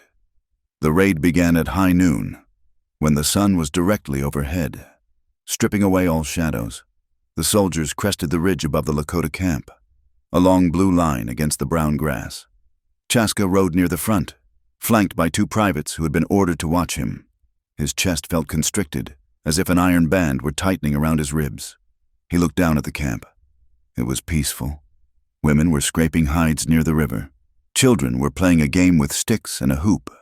Smoke curled lazily from the tops of the lodges. There were no cattle. Colonel Bragg raised his hand. "Forward, walk." The column descended. The sound of jangling bits and creaking leather alerted the camp. Dogs began to bark. The women stopped their work, shading their eyes. Warriors grabbed their weapons, rushing out of the lodges, but they did not fire. They stood in front of the women and children, waiting. Rig and his men were riding with the soldiers as civilian scouts. As they neared the camp, Rig shouted, pointing toward a stand of brush near the horse herd. "There! I see the brands!" It was the signal. Before the colonel could give an order, Rig's men spurred their horses, charging the camp, firing their pistols into the air. Panic erupted. The women grabbed the children, running for the river. The warriors raised their rifles, but the soldiers, reacting to the gunfire from Rig's men, opened fire as well. "Stop!" Chaska screamed, kicking his horse forward. "Stop! There are no cattle!" A private grabbed his reins, jerking his horse back. "Stay in formation! Indian!" Chaska watched in horror as the discipline of the army crumbled into chaos. Rig's men were not looking for cattle. They were looking for destruction. One of them threw a lit torch onto the dry canvas of a lodge.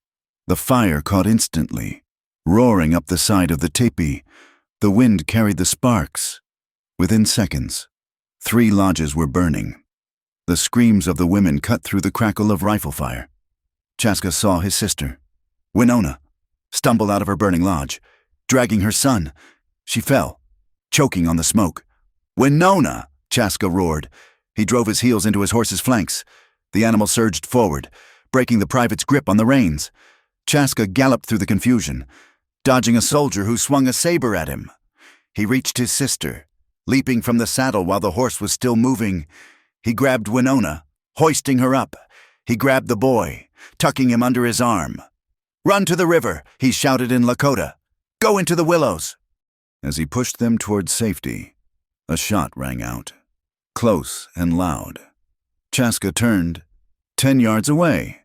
His uncle, the old man who had looked at Clara with such suspicion, was standing his ground, holding only a feathered staff. He was shouting at the soldiers to stop. One of Riggs' men, a man with a scar across his nose, raised his rifle and fired. The old man's head snapped back. He crumpled to the ground, the feathers on his staff fluttering as they hit the dust. "No!" Chaska screamed. He lunged toward the shooter, his knife drawn, blind with grief and rage. "Stand down." Lieutenant Hayes was there, his revolver pointed at Chaska's chest. 2 soldiers tackled Chaska from behind, slamming him into the dirt. They pinned his arms, pressing his face into the ash and dust. "He attacked a civilian!" Hayes shouted. "I saw it! Restrain him!" Chaska struggled, spitting dirt, watching the flames consume his home. He watched Riggs' men riding through the smoke, whooping like demons. He saw the body of his uncle lying still in the dirt, a small red pool widening beneath his head. The raid ended as quickly as it had begun. The camp was in ruins. Half the lodges were burned. The Lakota had fled into the brush. Hayes walked over to a clump of bushes near the edge of the camp.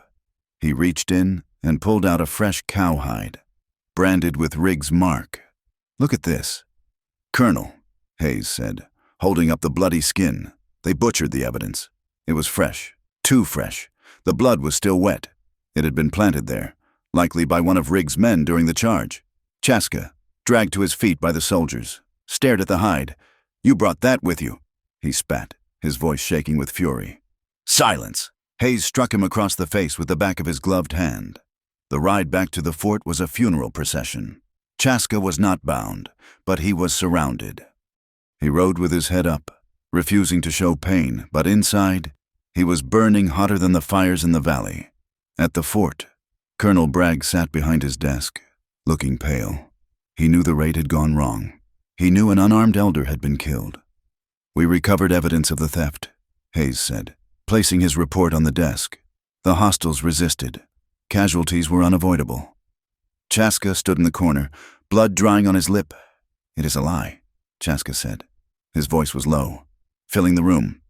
"Riggs' men started the fire. They shot an old man who held no weapon, and that hide was brought in a saddlebag." "That is enough," Colonel Bragg said, rubbing his temples. "It is murder," Chaska said, stepping forward. "I will not translate your lies anymore. I will write to the Indian agent. I will tell them what happened."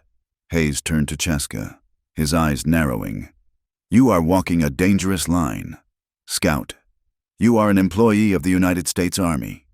Insubordination is a crime. And murder is a sin," Chaska countered. "You are a coward. Hayes, you let Rigg do your killing for you." Hayes's face went white. His hand dropped to his gun, but he stopped. There were too many witnesses in the room. "Get him out of here," Bragg ordered.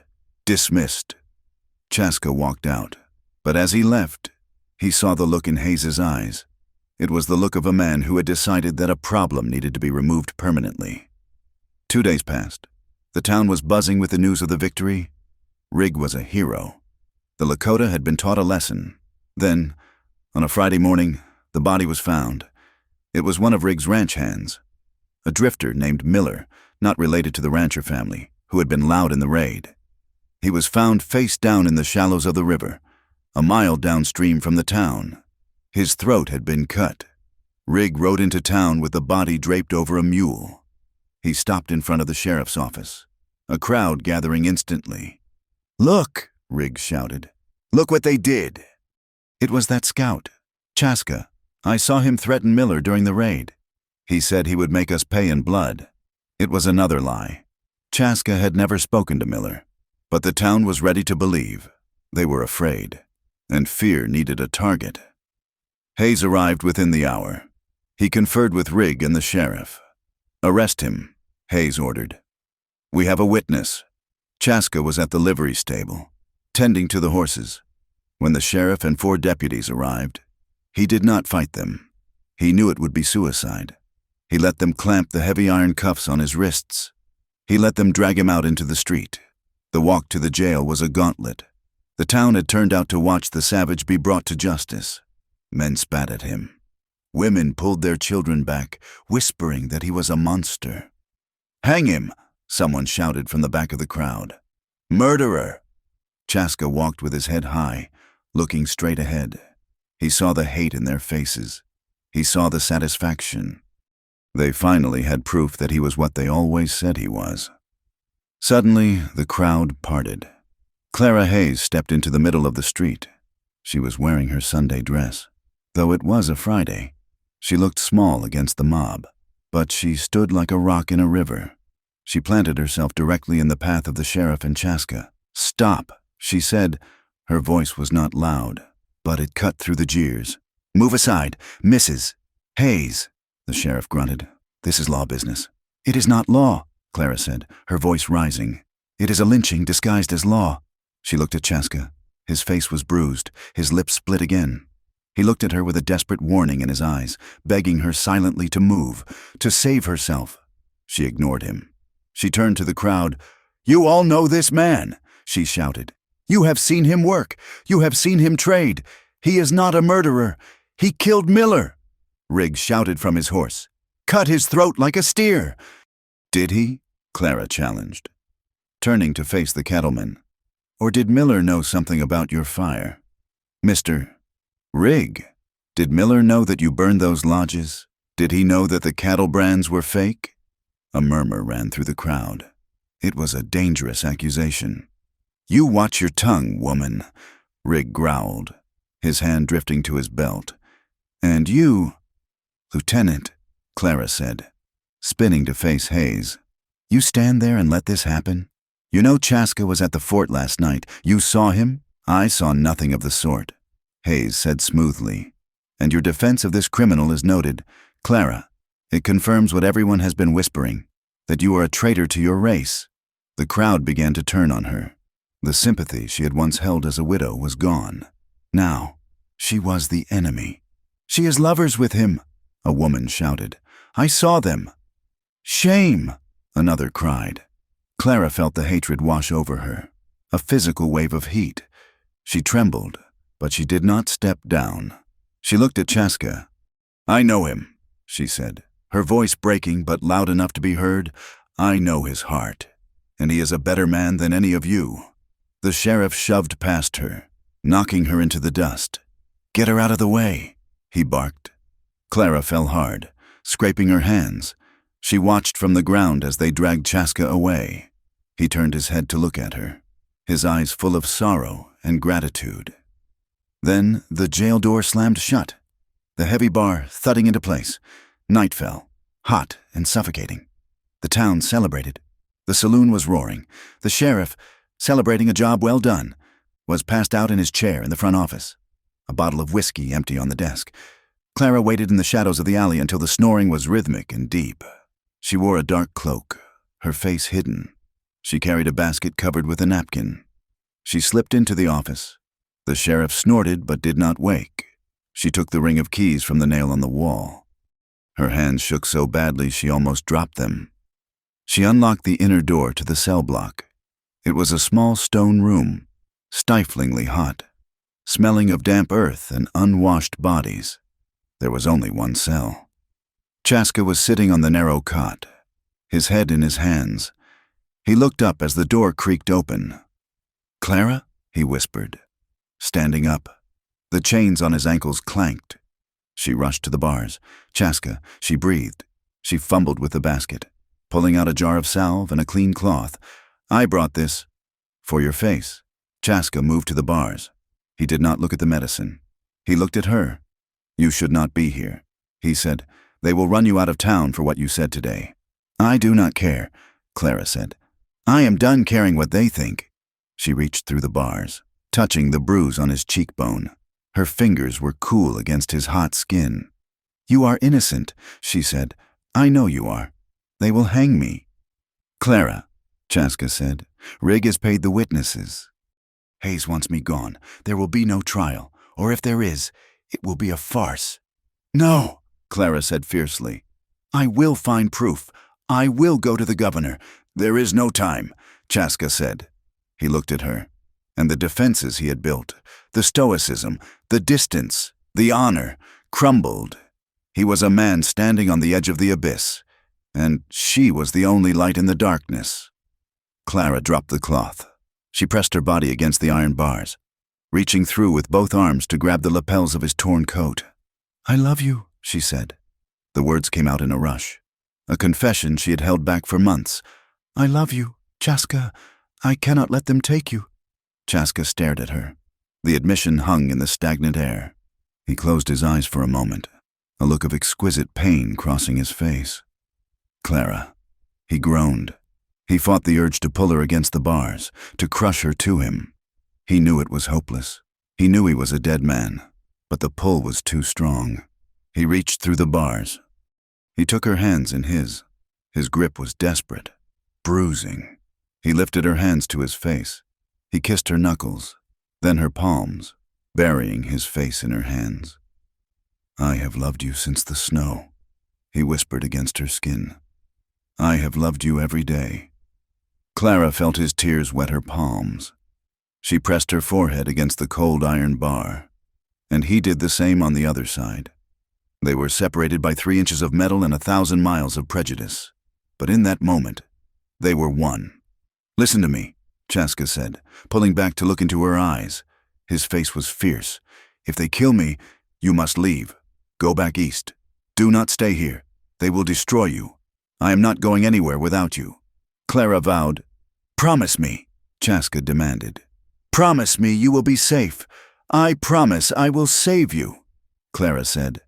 She pulled his head down and kissed him through the bars, a desperate, salty kiss that tasted of goodbyes. Then she heard the sheriff stir in the other room. "I have to go," she whispered. She pulled her hands away, her fingers trailing lingeringly over his. She locked the cell door, replaced the keys, and slipped out into the night. Chaska stood in the dark cell, listening to her footsteps fade. He touched his lips where she had kissed him. He felt the cold iron of the shackles on his wrists. But for the first time since the raid, he did not feel alone. He felt a terrified, dangerous hope, and he knew that if he was going to die, he would die loving her.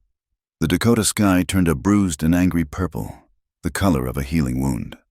As Clara Hayes rode out to the ruins of the Lakota camp, the heat that had baked the plains for weeks had broken violently, replaced by a volatile atmosphere where thunderheads piled atop one another like mountains of slate.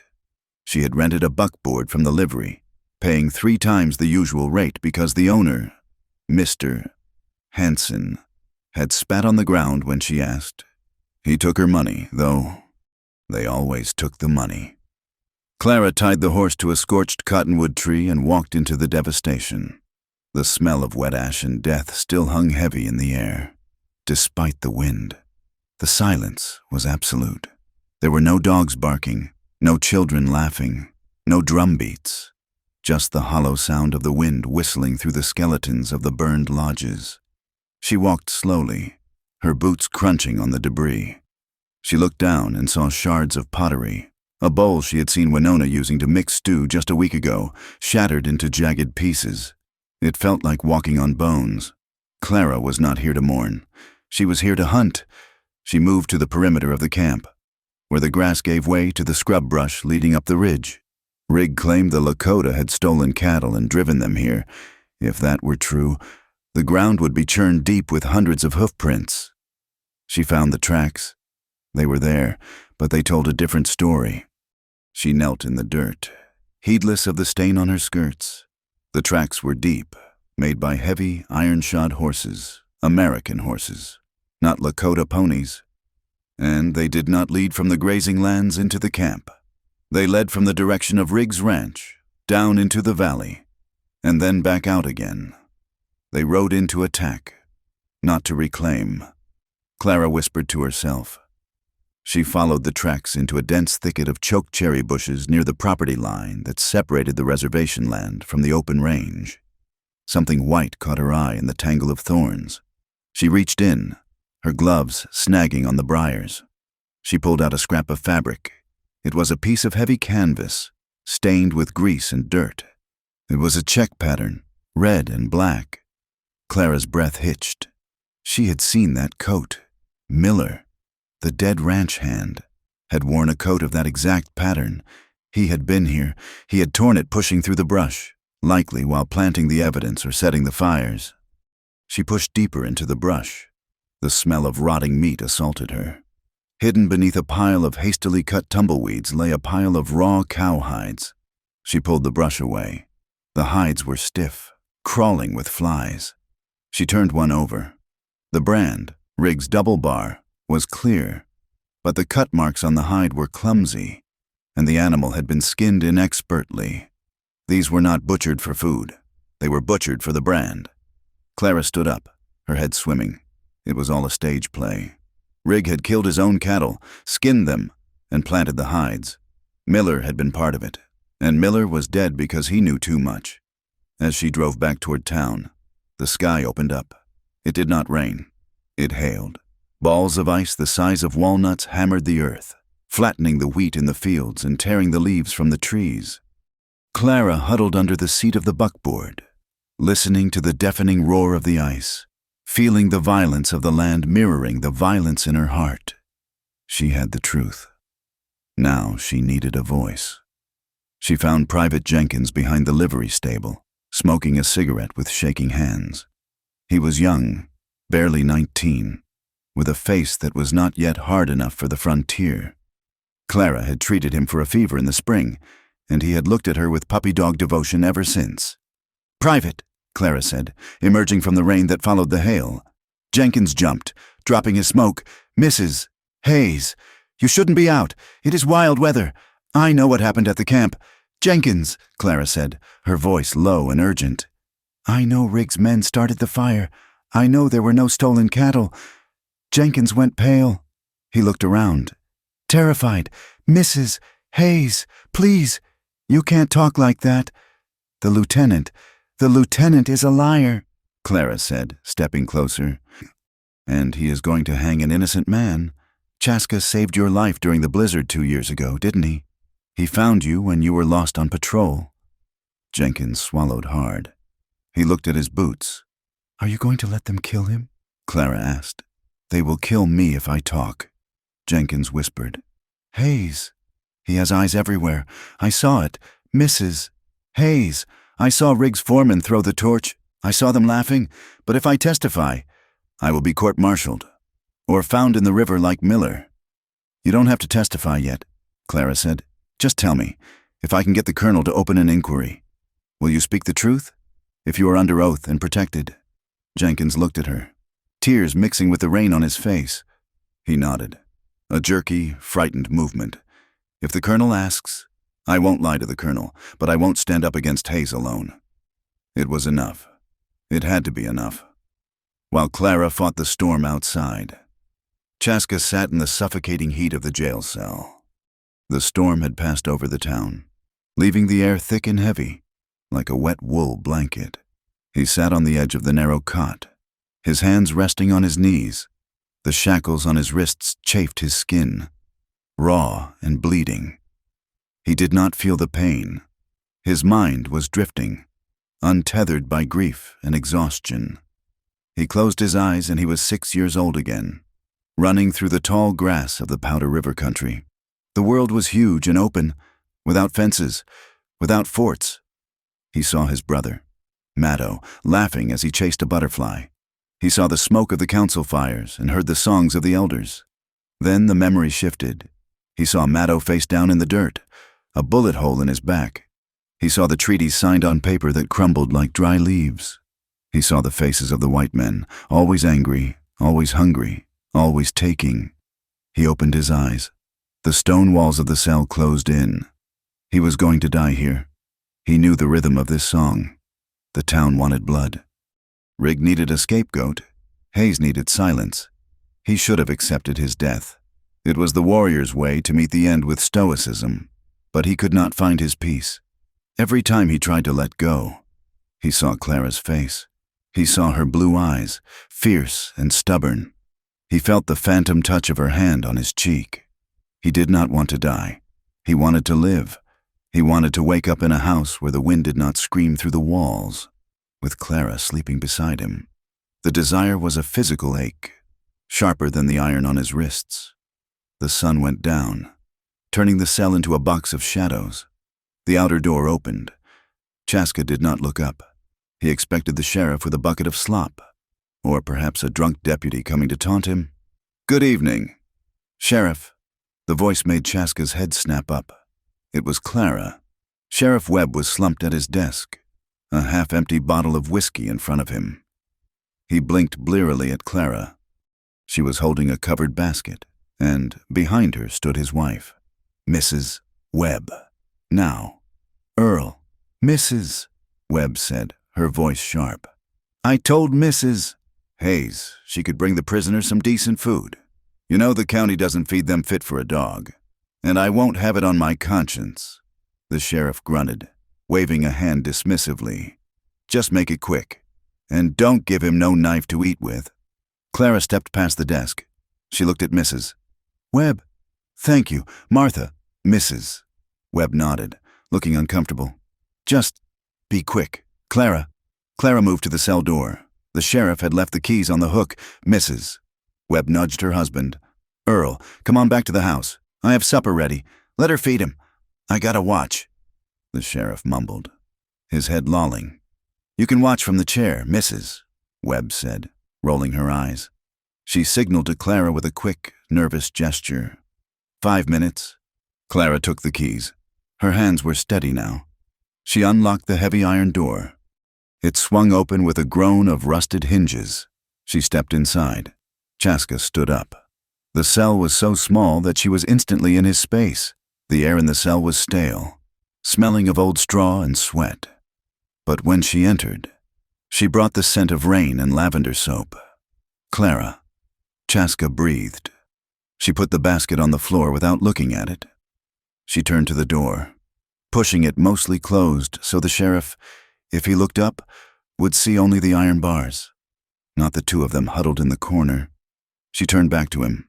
In the dim light filtering from the hallway lantern, her face was pale, her eyes dark with an intensity that frightened him. "I found it," she whispered. "I found the cloth from Miller's coat at the camp, and the hides. They were planted. Chaska." She reached out, her hands hovering near his chest. "I have a witness," she said. "Private Jenkins. He saw them start the fire." Chaska looked at her. She was risking everything. Every second she stood here, she was tightening the noose around her own social standing, her own safety. "You are crazy," he murmured, shaking his head. "You are a crazy, stubborn woman." "I am your woman," she said.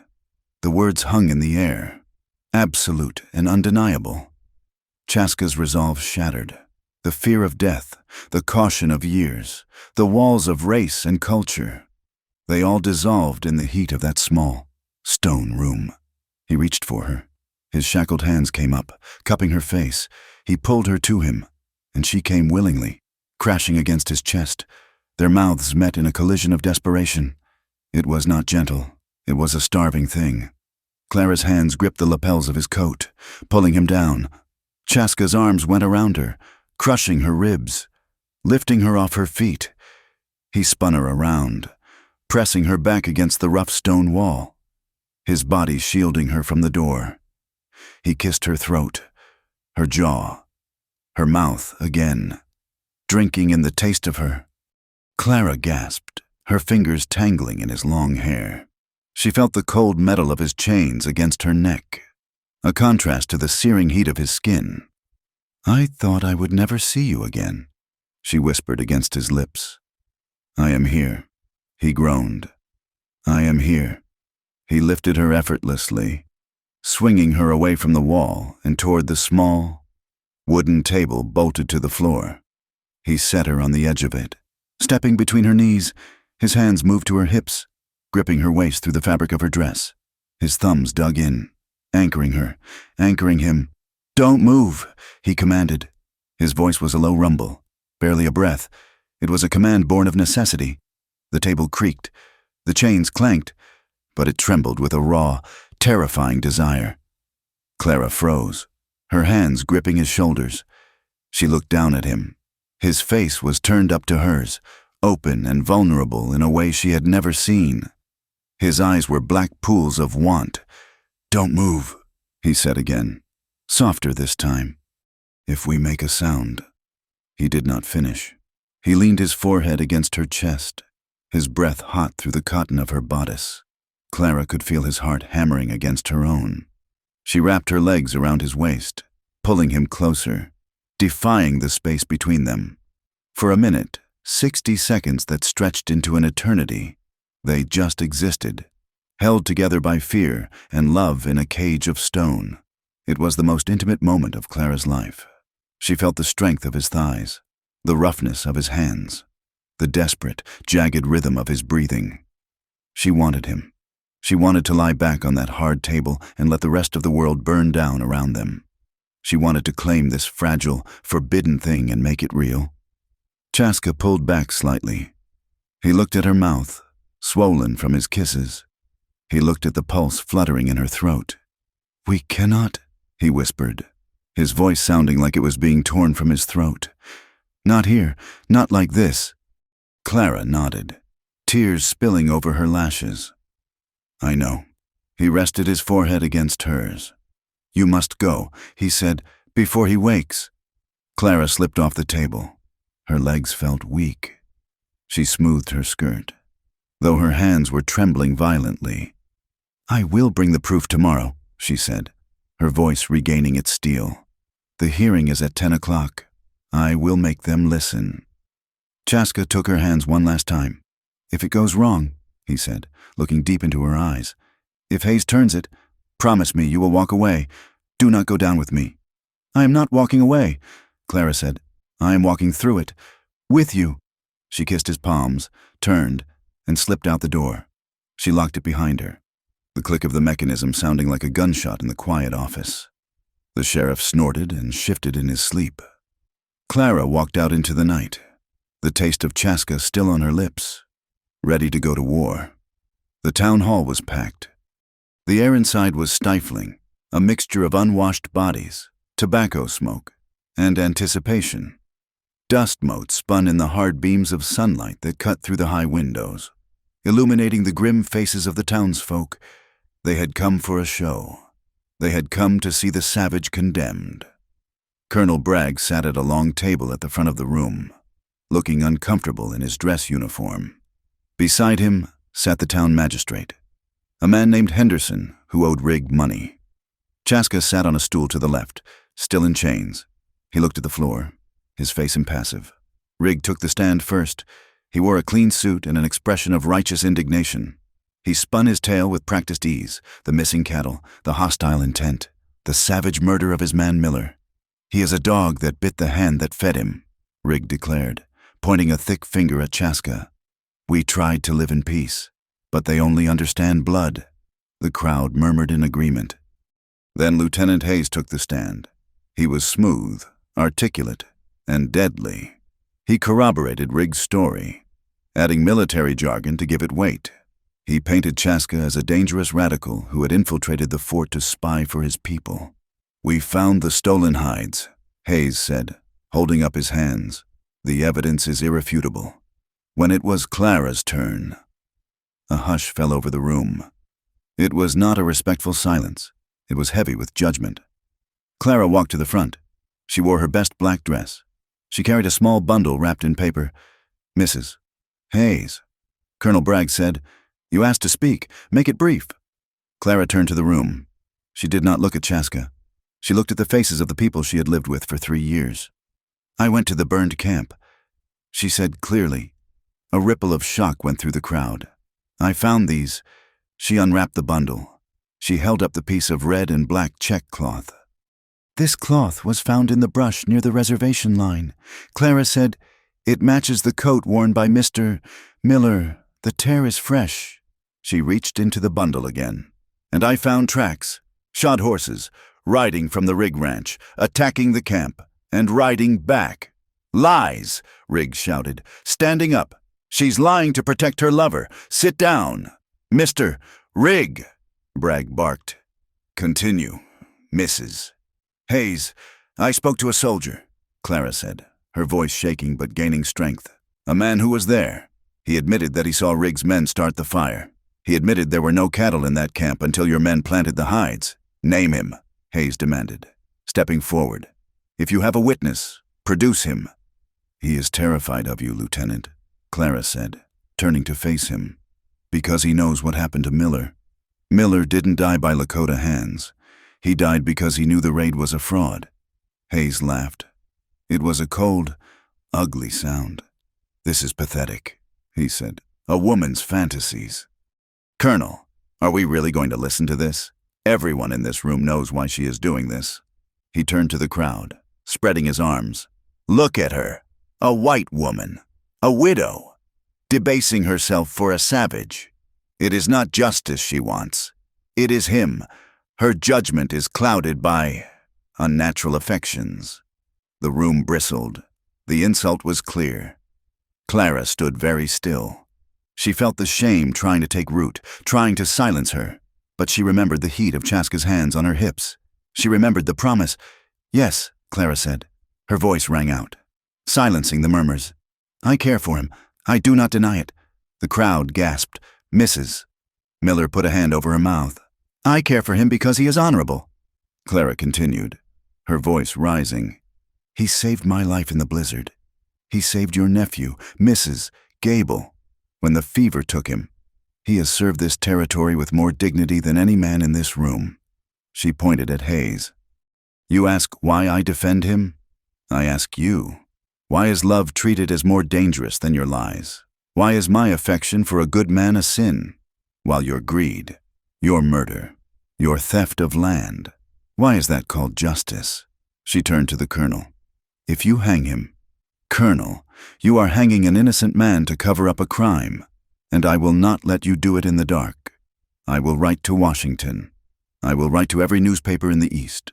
I will make sure the world knows that the United States Army acted as hired thugs for a cattle baron. Clara slammed the bundle of evidence onto the table. Silence reigned.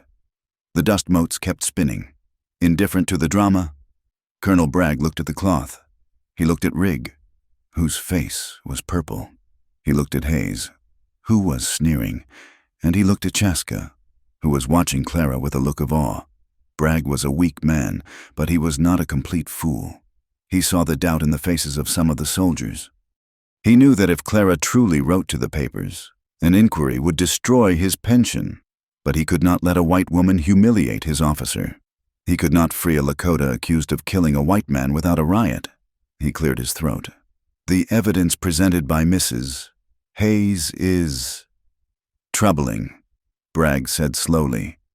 However, it is circumstantial. We have no sworn testimony from this alleged witness. He shuffled his papers. I cannot dismiss the charges. However, given the conflicting accounts, I'm ordering that the prisoner be remanded to military custody for further inquiry. He will be transferred to the Fort Stockade until a federal judge can arrive in the autumn. It was a non-decision. It was a stall. But as Clara looked at Hayes, she saw the triumph in his eyes. Remanded to military custody meant Chaska would be under Hayes's control. It meant he would be in the stockade, guarded by Hayes's men. Hayes leaned over to Clara as the gavel banged. Further inquiry, he whispered. That means a long ride, Clara, and prisoners often try to escape on long rides. Shame if he were to be shot while fleeing. Clara felt the blood drain from her face. She had saved him from the rope, only to hand him over to the executioner. Chaska was hauled to his feet. He looked at Clara across the room. He did not smile. He knew exactly what the verdict meant. I will come for you, Clara called out as they dragged him away. But her voice was lost in the noise of the crowd, leaving her standing alone in the center of the hall. The evidence of his innocence lying ignored on the table. The rumor moved through Iron Creek like a fever, unseen but felt in the heat of the air and the nervous glances of the men at the saloon. It started with a drunken boast from one of the deputies, whispered to a barmaid, who whispered it to the grocer, who whispered it to Clara Hayes as she bought a sack of coffee she did not need. "He's being moved at dawn," the grocer murmured, not looking her in the eye. "Lieutenant Hayes is taking him to the territorial prison. They say the prisoner is desperate. They say he might try to run." Clara gripped the counter, the rough wood digging into her palms. She knew what that meant. In the lexicon of the frontier justice system, trying to run was a euphemism for an execution. They would take Chaska out into the empty lands, far from witnesses, and they would put a bullet in his back. They would claim he escaped his irons and fled.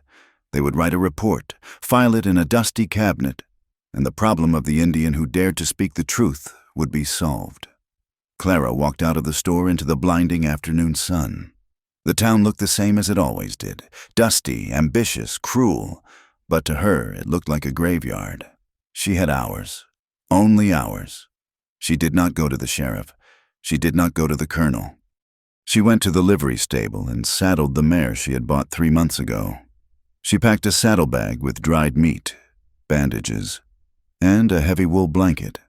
She pinned her hair up under a wide-brimmed hat and rode out, not toward the fort, but north, toward the Badlands where the Lakota had relocated after the raid. The ride was a punishment. The sun beat down on her shoulders, and the dust coated her throat. But she pushed the mare hard. She had to find them before nightfall. She had to convince them to trust her one last time. The new camp was hidden in a fold of the earth, a canyon of red rock and scrub cedar that was invisible until you were right on top of it. As Clara rode down the scree slope, a sentry whistled, sharp and high like a hawk. 2 warriors appeared from the rocks, rifles leveled at her chest. One of them was the cousin Chaska had mentioned, a young man named Red Hawk. He recognized her. He lowered his rifle slowly, his face a mask of grief and suspicion. "You should not be here," Red Hawk said. His English was rougher than Chaska's. "The soldiers will follow." "They are not following me," Clara said, sliding from the saddle. Her legs shook with exhaustion. "But they are going to kill Chaska at dawn." The news hit the camp like a physical blow. Winona came running from a lodge, her face thin and drawn. She grabbed Clara's hands, her eyes searching for a lie. "Kill him," Winona asked. "They are moving him," Clara explained, her voice raspy. "They say he will try to escape. It is a trap. If we do not stop them, he will never reach the prison." The elders gathered. The warriors checked their weapons. There was a desire for war in their eyes, a desire to ride into town and burn it to the ground. "No," Clara said, standing in the center of the circle. "If you attack the town, they will kill him in the cell, and the army will send 1,000 men to wipe you out. We must be smarter. We must use the land." She drew a map in the dirt with a stick. "They will take the north road," she said. "It is the only way to the territorial capital. 3 miles out, the road cuts through Blackstone Ravine. It is narrow. The walls are steep. I know this place," Red Hawk said, nodding. "It is a choke point. We ambush them there," Clara said, "but not to kill. If we kill the soldiers, Chaska is a dead man anyway. He will be a fugitive forever. We must stop them without a massacre.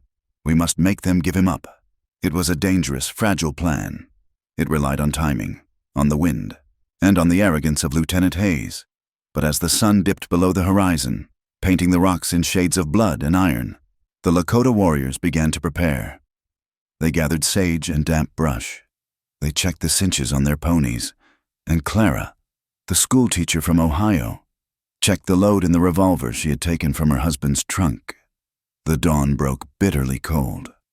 It was one of those strange summer anomalies of the high plains, where the wind shifted from the north and brought the memory of winter with it.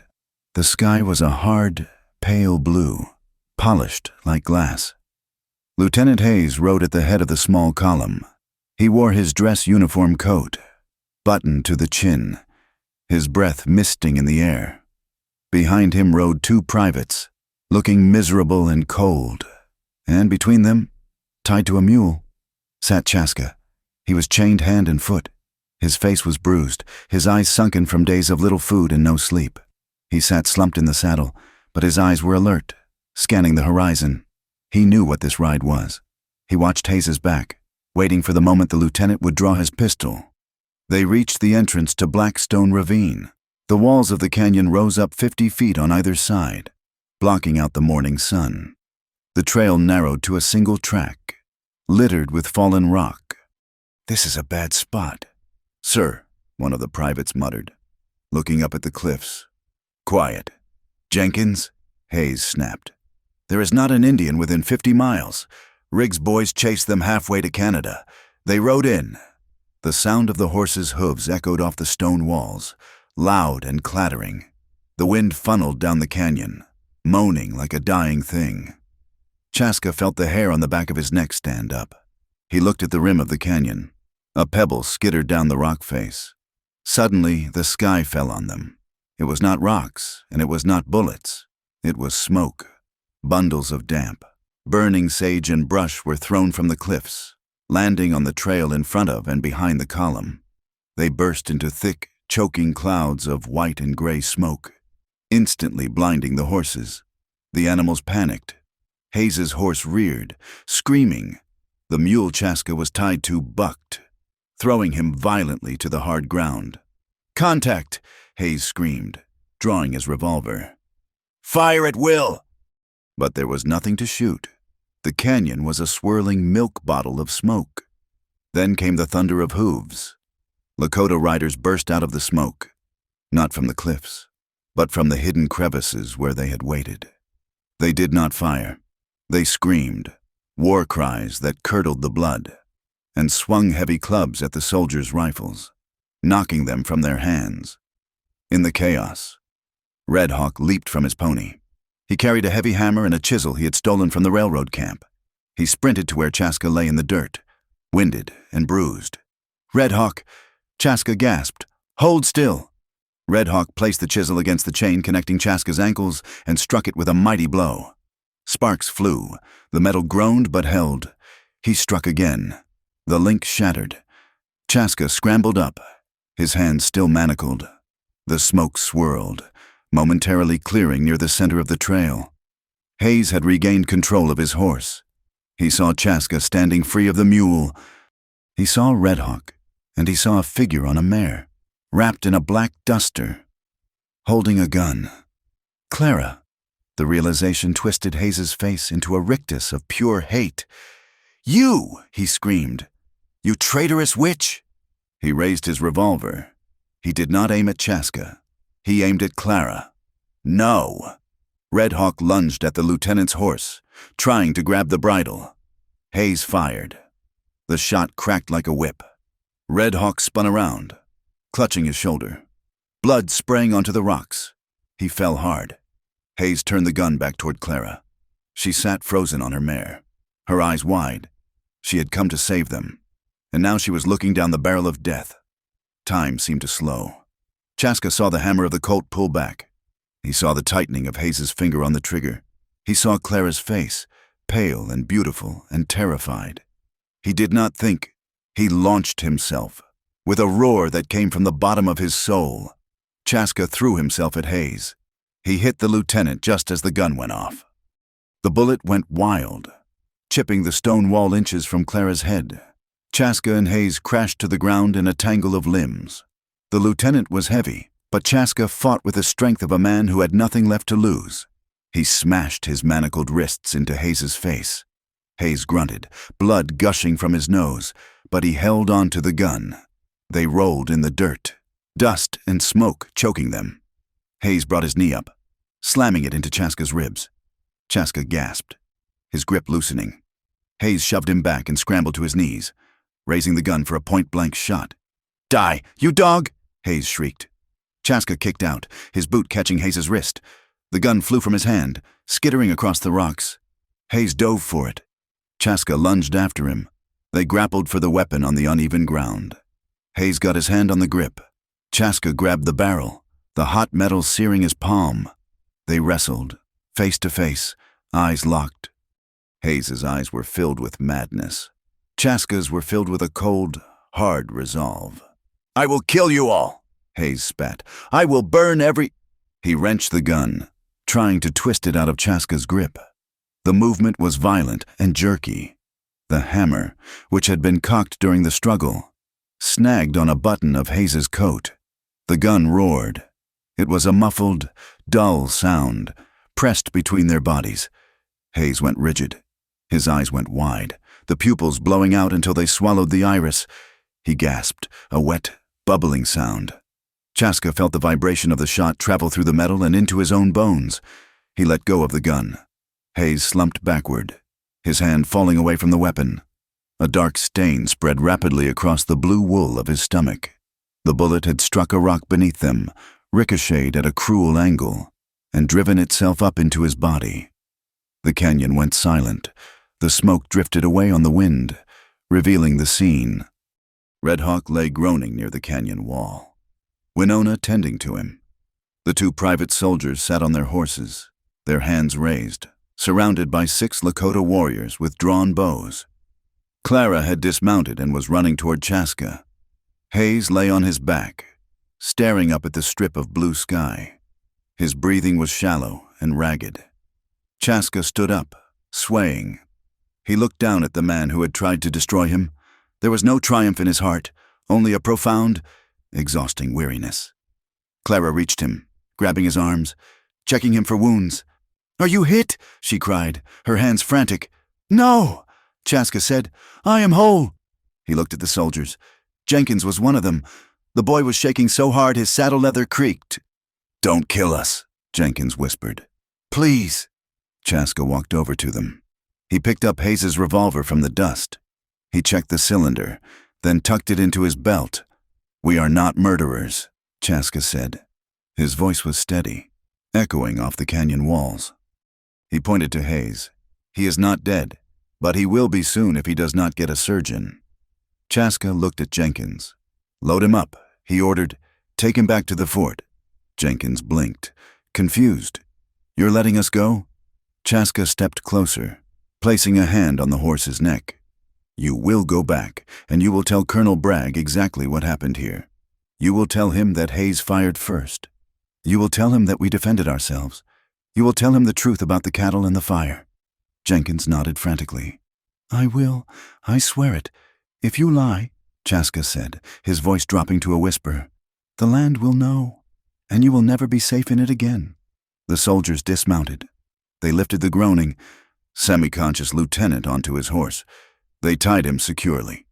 They looked at the Lakota warriors, expecting an arrow in the back, but the warriors stood like statues, bows lowered. "Go," Chaska said. The soldiers turned their horses and fled, riding back toward Iron Creek as if the devil were snapping at their heels. Chaska watched them go until the dust settled. Then he turned to Clara. She was standing amidst the rocks, her hat hanging down her back, her hair wild. She looked fierce and beautiful and utterly unbreakable. He walked to her. He took her face in his hands, wiping a smudge of soot from her cheek with his thumb. "It is done," he said. Clara closed her eyes, leaning into his touch. "Is it? Will they come back?" "Hayes is broken," Chaska said. "Even if he lives, his career is dead. The colonel will not want a scandal. He will bury this." He looked around at his family, at the warriors who had ridden for him. "We are free, Clara, but we are homeless." Clara opened her eyes. She took his hand, pressing it against her heart. "No," she said, "wherever we are, that is home." The aftermath was quiet, as tragedies often are when the shouting stops. Lieutenant Hayes survived the ride back to the fort, but the infection took his leg 3 days later, and the shame took his commission. He was sent back east, a bitter, crippled man who would tell stories of savage ambushes to anyone who would listen, but who would never wear a uniform again. Private Jenkins kept his word. He told the colonel everything. Bragg, terrified of a War Department inquiry that would expose his lack of control, chose the path of least resistance. He declared that the evidence against Chaska was insufficient, and that the lieutenant had acted outside the scope of his orders. The charges were quietly dropped. Amos Rigg blustered and threatened, but without Hayes to back him, and with the town whispering about planted evidence, his influence waned. He remained rich, and he remained hateful. But his power to command the army was broken. But it was not a complete victory. The town of Iron Creek did not suddenly open its arms. When Clara rode back into town to pack her belongings, the silence was deafening. Mrs. Gable crossed the street to avoid her. The Reverend locked the church doors when she passed. She was a pariah, a woman who had chosen the other. Clara did not care. She packed her books, her clothes, and her few treasures into a wagon. She left the key to the schoolhouse on the desk where she had taught so many children to read. She walked out without looking back. They found a piece of land in the gray zone, a strip of creek bottom that lay between the edge of the reservation and the open range. It was not the best land. It was rocky and prone to flooding, but it was theirs. Chaska and his cousins built the cabin. It was rough, made of cottonwood logs and chinked with mud, but it was solid. They built a corral for the horses. They planted a garden, late in the autumn, when the geese were flying south in great V formations. They married. It was a strange gathering. Reverend Phillips, a Methodist circuit rider who Clara had nursed through pneumonia 2 years prior, agreed to perform the ceremony. He stood under the spreading branches of an oak tree, his Bible open. On one side stood Chaska's family, Winona, Red Hawk with his arm in a sling, and the elders.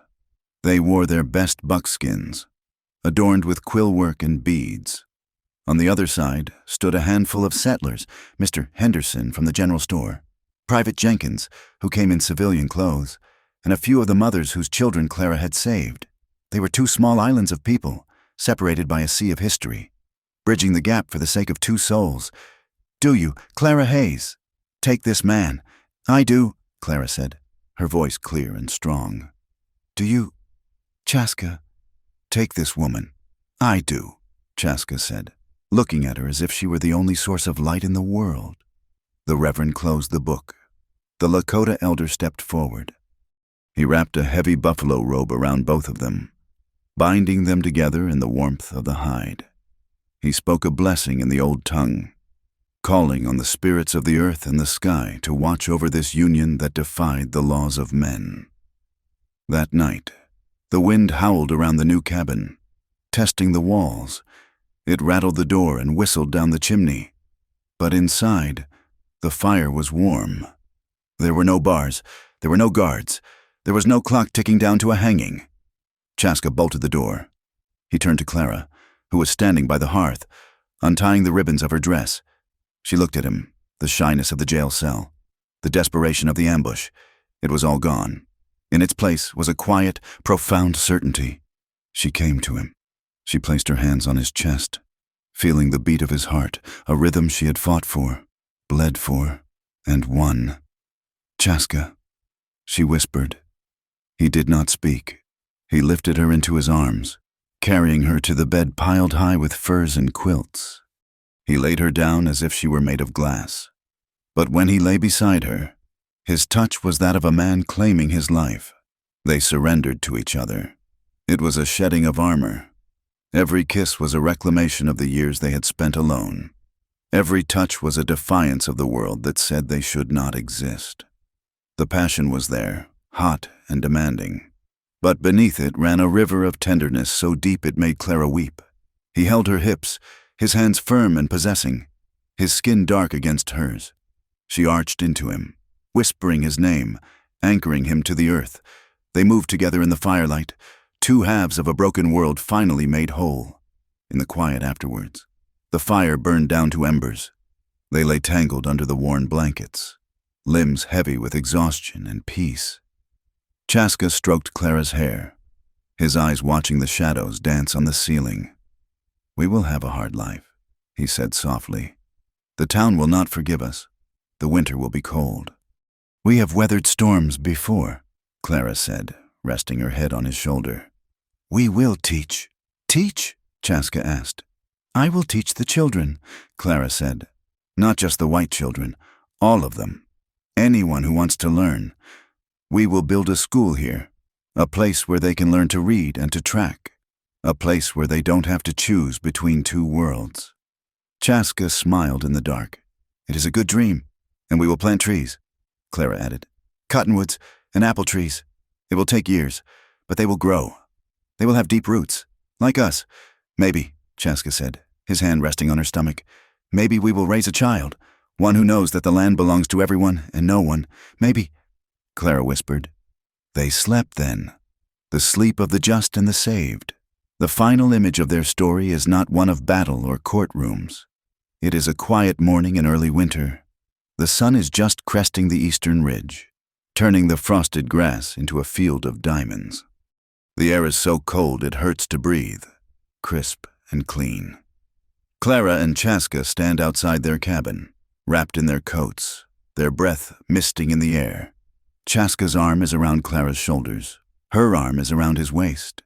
They are watching the valley below. A herd of wild horses is moving across the plain. They are dark shapes against the white frost, moving like a ribbon of smoke.